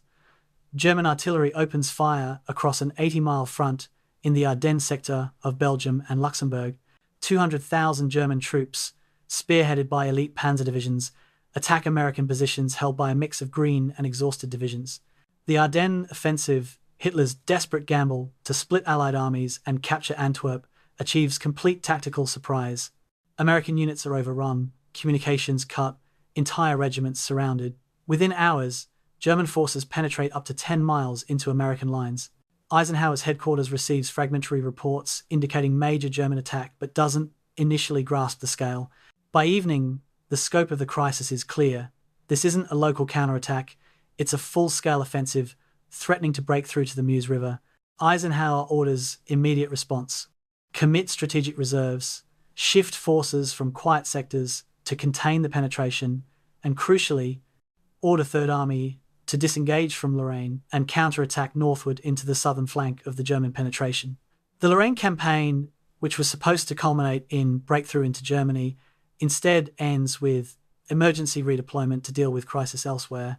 December 19th, 1944, Patton's Third Army executes one of the war's most remarkable operational maneuvers, a 90-degree turn northward while maintaining combat effectiveness. Within 72 hours, Third Army shifts from offensive operations in Lorraine to counterattack operations in Belgium. Entire divisions, approximately 100,000 men and thousands of vehicles, turn 90 degrees and drive north over icy roads in winter weather. The logistics are nightmarish. Supply lines must be reorganized, ammunition and fuel moved to new locations, communications networks re-established. That it succeeds reflects both American logistical capability and the organizational improvements developed during the Lorraine Campaign. Third Army in December 1944 is a far more effective organisation than Third Army in September. Staff work is more professional, unit coordination more practiced, soldiers more experienced. The brutal lessons of Lorraine make the rapid redeployment possible. Without that experience, Third Army might not have been able to respond effectively to the Ardennes crisis. In that sense, Lorraine's grinding campaign becomes preparation for the emergency response that will help contain the bulge. The strategic irony becomes clear in retrospect. The Lorraine campaign's frustrations and delays positioned Third Army exactly where it needed to be for the Ardennes crisis.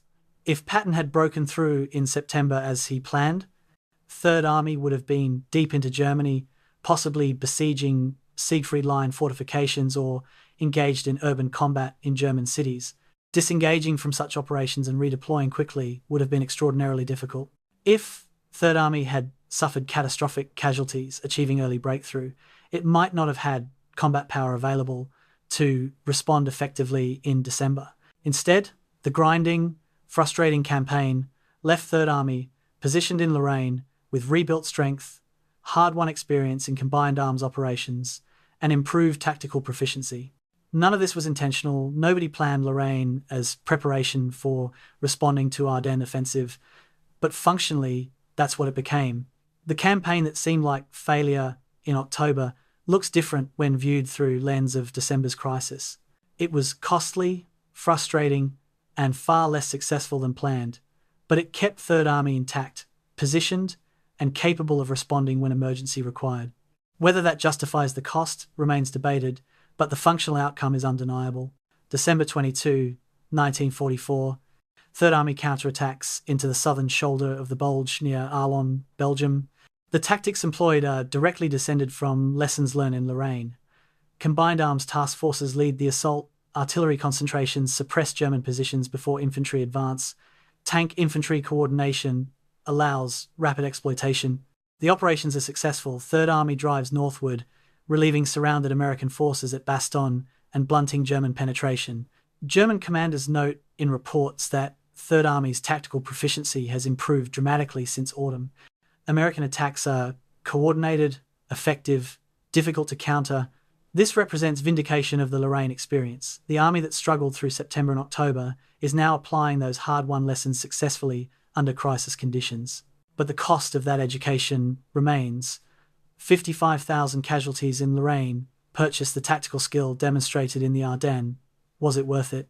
The soldiers who survived Lorraine and fought successfully in the Bulge might say yes, their suffering taught them how to fight effectively. The families of those who died in Lorraine might disagree. Their loved ones paid for lessons that better preparation might have taught safely. Both positions are valid, and history doesn't resolve the tension between them. The final disposition of forces in late December finds Third Army fully engaged in the Battle of the Bulge, with only minimal forces remaining in Lorraine to hold defensive positions. The 35th Infantry Division and several independent units garrison the line along the German border, but offensive operations are suspended indefinitely. The push into Germany, which seemed imminent in early December, is postponed until the Ardennes crisis is resolved. This won't happen until late January, and renewed offensive operations won't resume until February. The Lorraine campaign officially ends not with triumphant breakthrough but with emergency redeployment, not with victory parade but with desperate response to crisis. It's anticlimactic ending to 3.5 months of bitter fighting, but it's also realistic. Ending wars rarely conclude with the drama that narratives prefer. More often, they end with soldiers moving from one operation to the next, with incomplete victories and deferred objectives, with the messy complexity of actual military operations rather than the clean story arcs of historical accounts. The men who fought in Lorraine understood this. They'd taken their objectives, paid terrible price, and learned painful lessons. Now they were applying those lessons elsewhere, and the cycle would continue until the war finally ended months later. There was no closure, no moment of vindication, just the grim satisfaction of having survived and the determination to see the job through to final victory, however long that took. The legacy of reaching the Reich's edge without breaking through would shape post-war military analysis. The campaign demonstrated that even overwhelming material superiority doesn't guarantee rapid victory when defenders use terrain effectively and attackers employ flawed tactics. It validated the importance of proper tactical doctrine over mere firepower. It proved that mobility advantages evaporate in conditions that favor defenders.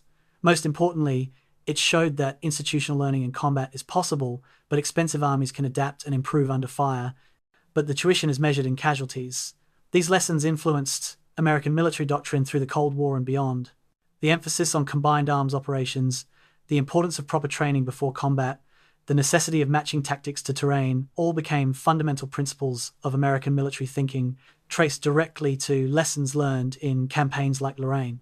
In that sense, the campaign's true legacy wasn't territorial gain or casualties inflicted, but institutional knowledge purchased with blood and preserved through professional military education.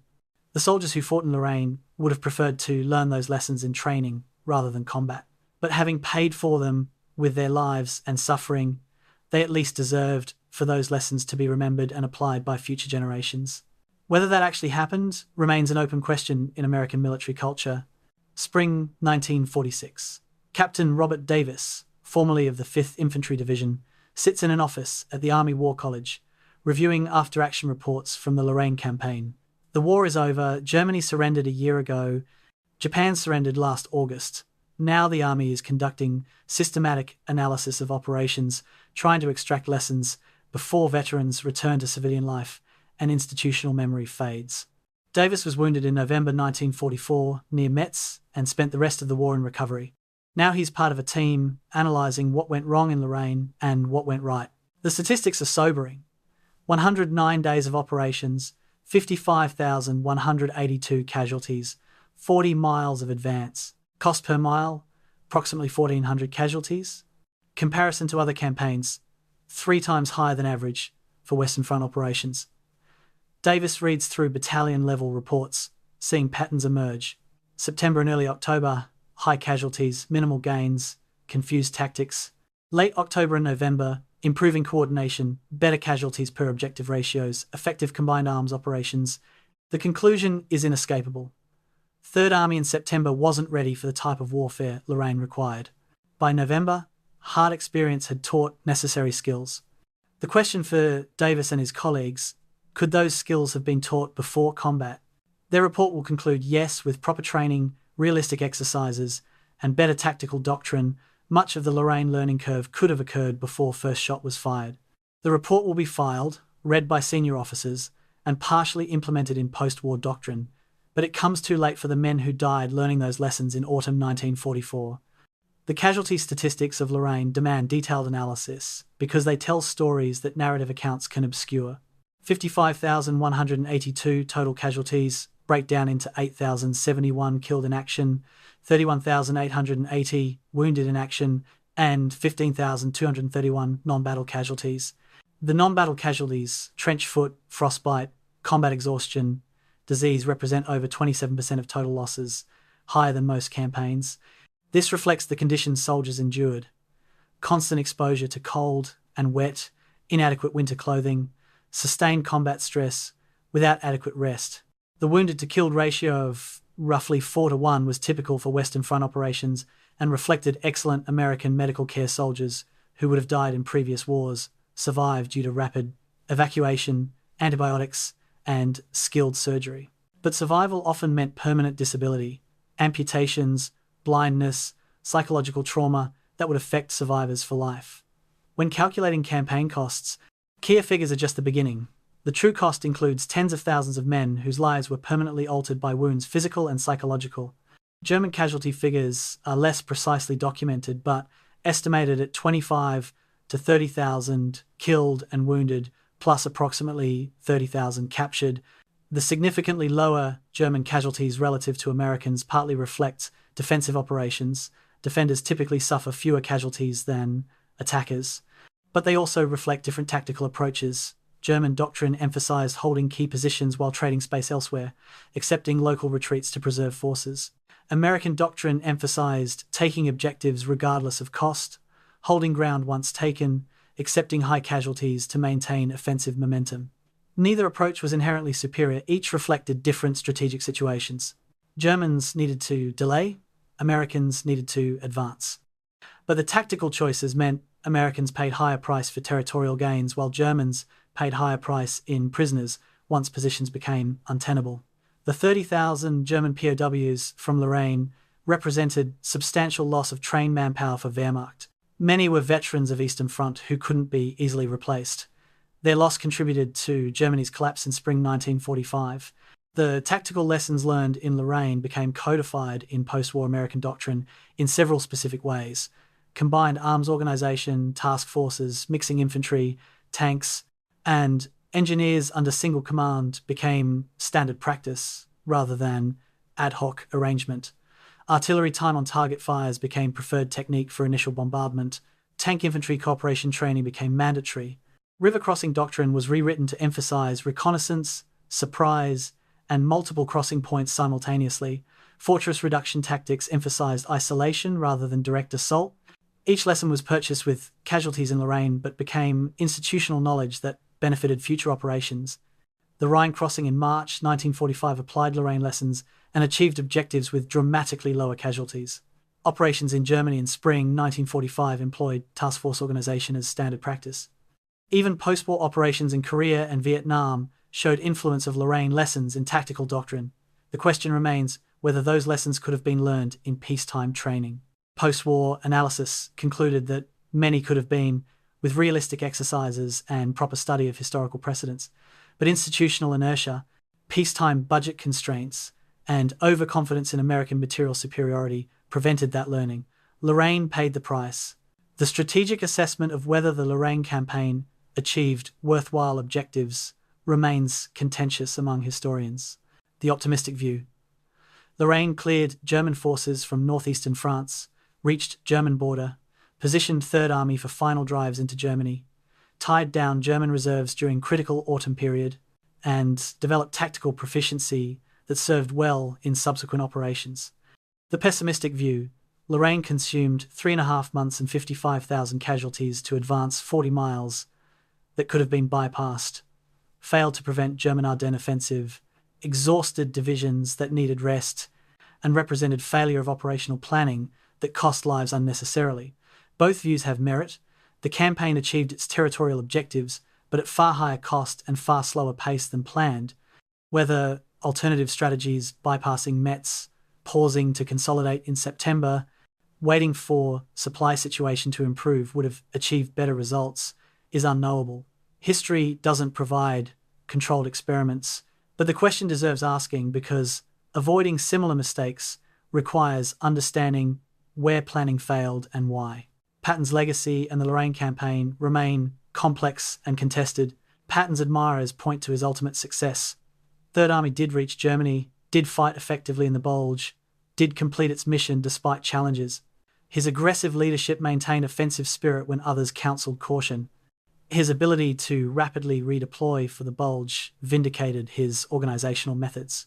His name became synonymous with American armored warfare success. But critics note that Patton's September decisions, direct assault on Metz, refusal to bypass fortresses, unrealistic timelines, cost casualties that better judgment might have avoided. His resistance to methodical planning, delayed adoption of tactics that eventually proved effective, his need to maintain reputation for aggressive success sometimes overrode military prudence. The truth lies somewhere between. Patton was brilliant operational commander whose talents suited pursuit warfare, but whose aggressive instincts created problems in attritional warfare. The pursuit across France showcased his strengths. Lorraine exposed his weaknesses. That he learned and adapted somewhat to his credit. That adaptation came only after heavy casualties is to his discredit. History remembers Patton as one of America's great combat generals, and that assessment is fair. But honest reckoning requires acknowledging the costs of his leadership style, particularly in operations like Lorraine, where his approach fit the situation poorly. The comparative analysis with other autumn 1944 campaigns reveals that Lorraine's difficulties weren't unique. British operations clearing the Scheldt, 6 weeks, heavy casualties, limited advance. American operations in Hürtgen Forest, 3 months, 33,000 casualties, advance measured in miles. American 7th Army in Vos's similar timeline and casualty rates as Lorraine. Across the entire Western Front, all Allied armies were experiencing similar challenges.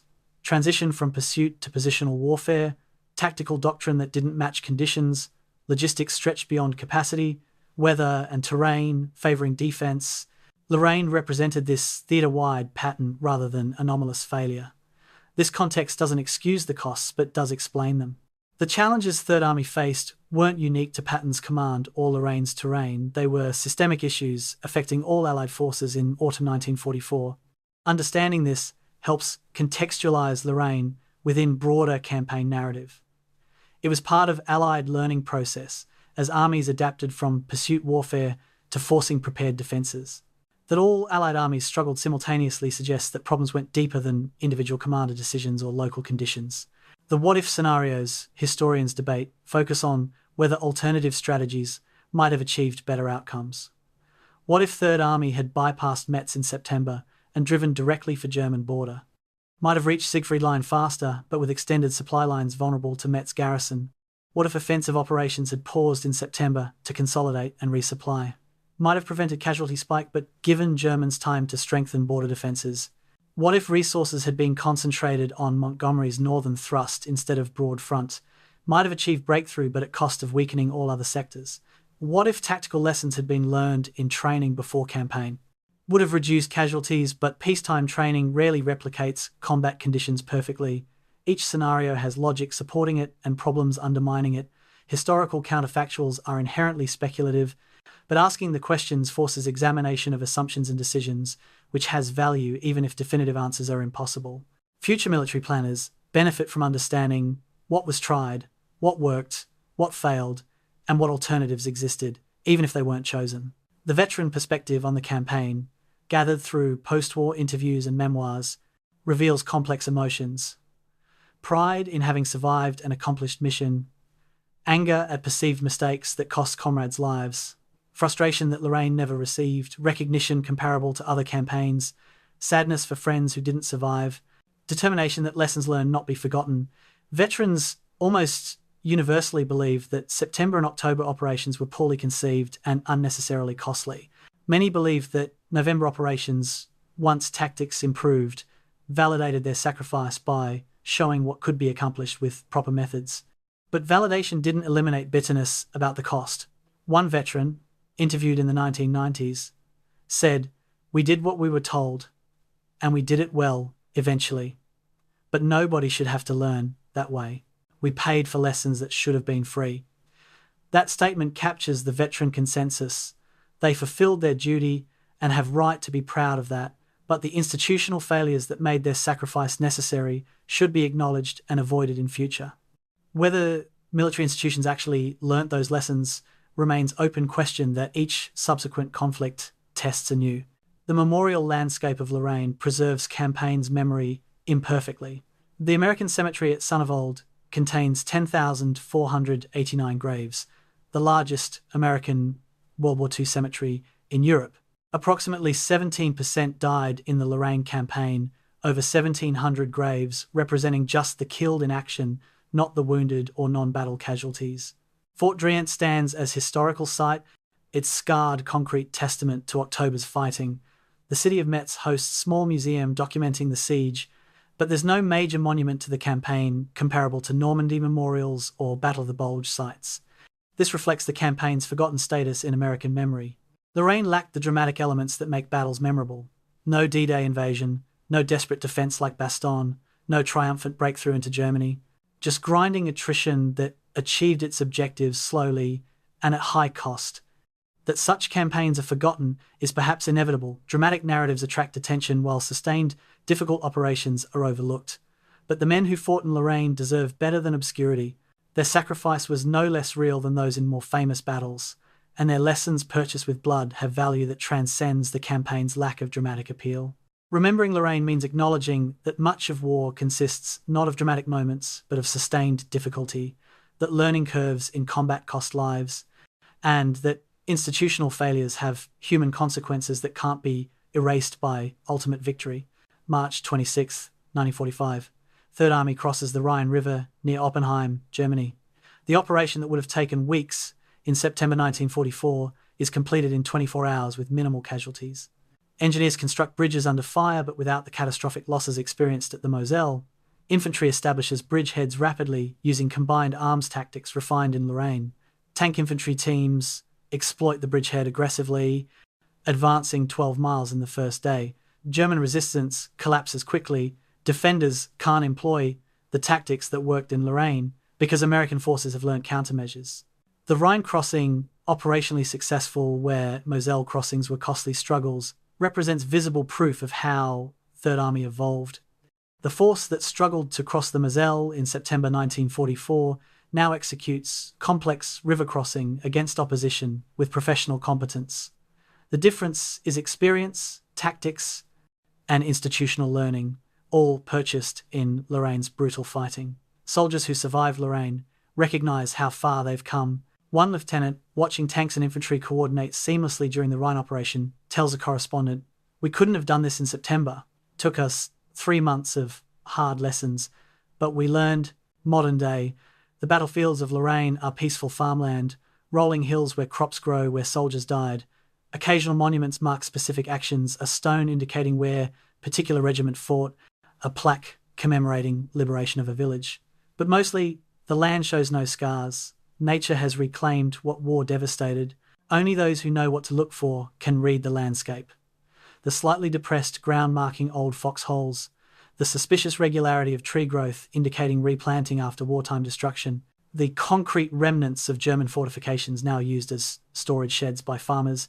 French residents in towns like Pont-à-Mousson and Thionville know their local history, know that their liberation came at terrible cost, maintain small museums documenting the fighting. But for most visitors, Lorraine is simply beautiful countryside in eastern France. The campaign that consumed 3.5 months and 55,000 casualties is invisible except to those looking specifically for its traces. This physical invisibility mirrors historical invisibility. Lorraine remains the forgotten campaign, overshadowed by more dramatic operations before and after it. 1994. Veterans of the Lorraine Campaign gather for 50th anniversary reunion in Metz. Attendance is sparse. Many veterans have died in the intervening 5 decades. Many who survive are too ill to travel. Those who come range from late 60s to mid-70s, old men gathering to remember when they were young. They visit Fort Driant, walking through tunnels where they fought. They stand at the Moselle River crossings where friends died. They tour the American cemetery where too many comrades are buried. The dominant emotion isn't pride or triumph, but quiet sadness. They remember specific men, specific moments, specific terrors that shaped their lives. They share stories rarely told to anyone else, the kind of experiences that only those who were there can fully understand. One veteran tells a correspondent, "People ask if we're proud of what we did here. Sure, we did our duty. But mostly when I think about Lorraine, I remember the cold, the mud, the fear, and the men who didn't come home. We won, but the cost." He trails off, unable or unwilling to complete the thought. For veterans, Lorraine is deeply personal memory, not historical event. It shaped who they became, haunted their dreams, defined their understanding of war's reality. These reunions provide space to share that with others who understand. But each year, fewer veterans survive to attend. Eventually, personal memory will fade entirely, leaving only historical record. The military educational system has preserved Lorraine Campaign's lessons more effectively than popular memory. Army War College courses study the campaign as case study in operational adaptation under pressure. The lessons are specific and practical. Combined arms integration must occur at lowest possible level. Artillery planning requires detailed reconnaissance and coordination. River crossings against opposition demand multiple simultaneous attempts to divide defender attention. Fortress reduction usually succeeds better through isolation than assault. These tactical lessons are supported by operational level insights. Aggressive timelines must be balanced against realistic assessment of capabilities. Supply constraints limit possible operations regardless of commander preference. Terrain and weather can neutralize technological advantages. Officer students study Lorraine alongside other campaigns as example of how armies learn in combat. The institutional military has absorbed Lorraine's lessons, even if popular culture hasn't. Whether those lessons remain applied in future conflicts is tested each time American forces engage in sustained operations. Some lessons persist. Combined arms doctrine remains fundamental to American tactics. Some are forgotten or ignored until relearned. Painfully, the Hugh fighting in Vietnam 1968 and Fallujah in Iraq 2004 both echoed Lorraine's urban combat lessons. The cycle of learning, forgetting, and relearning seems inherent to military institutions. The French memory of Lorraine liberation is more persistent than American memory of the campaign.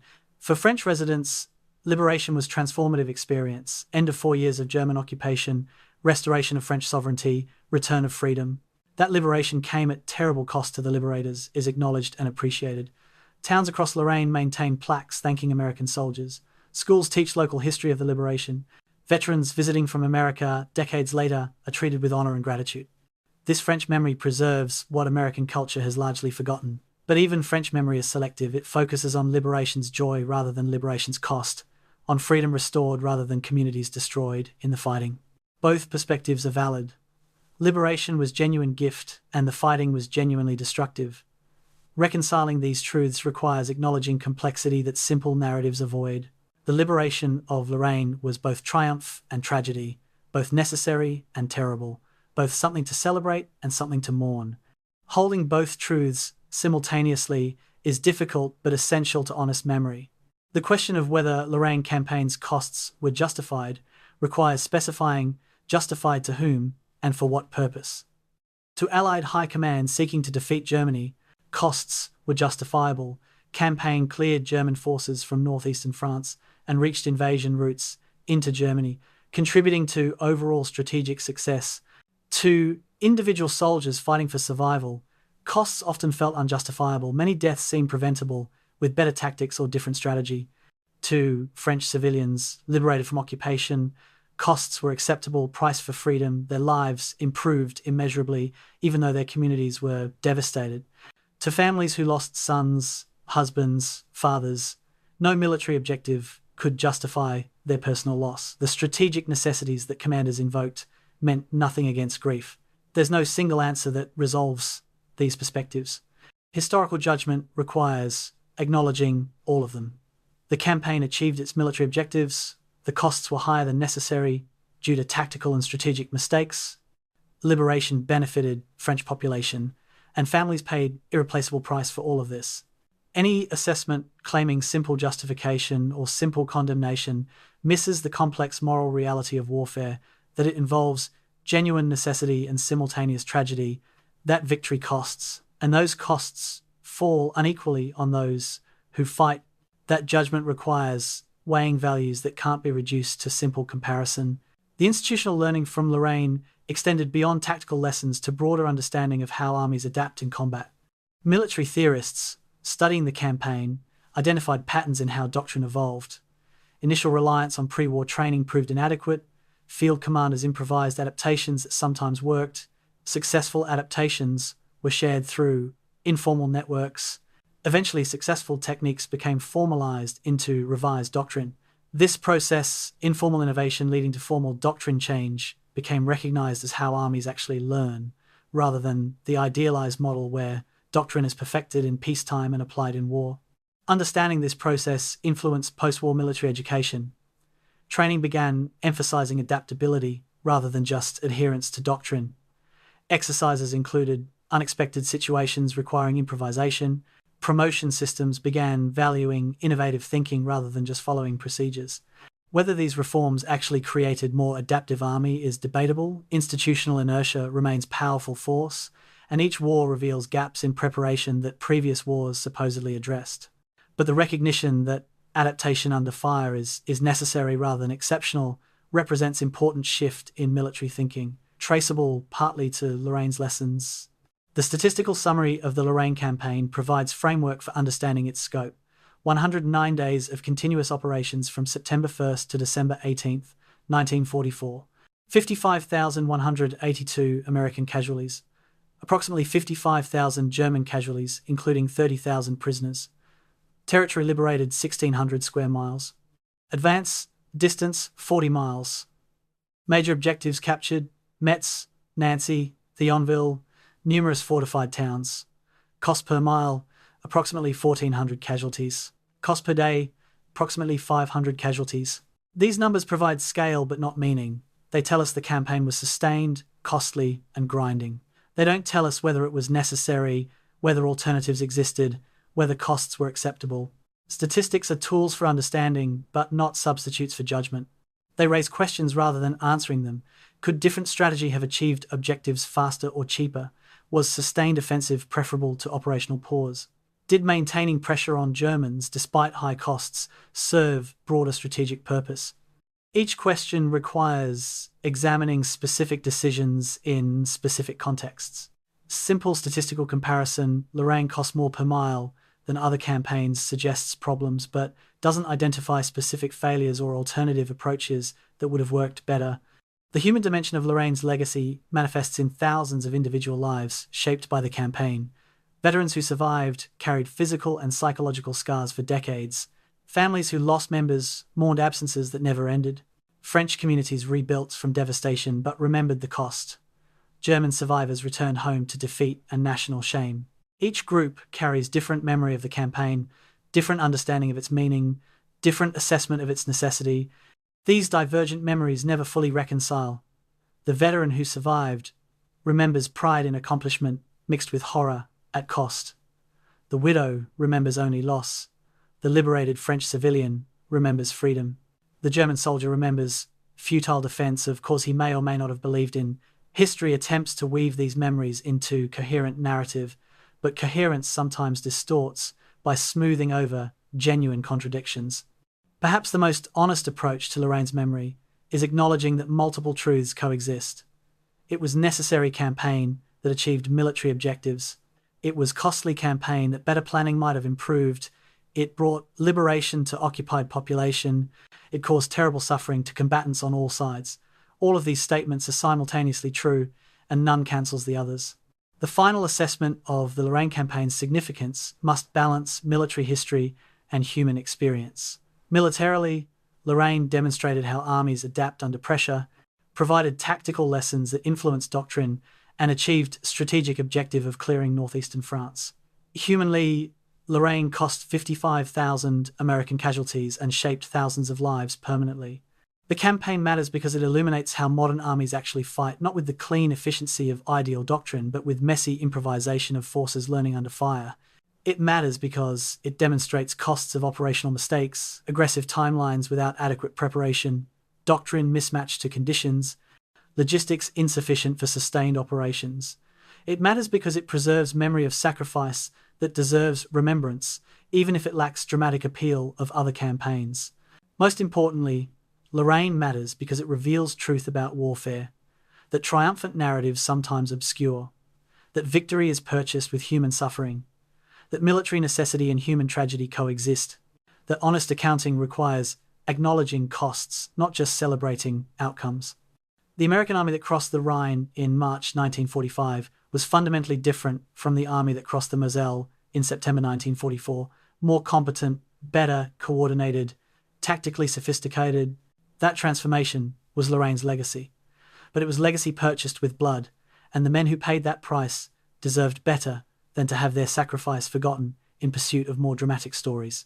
Remembering Lorraine means acknowledging the full cost of learning, the human price of institutional adaptation, and the debt owed to those who paid it.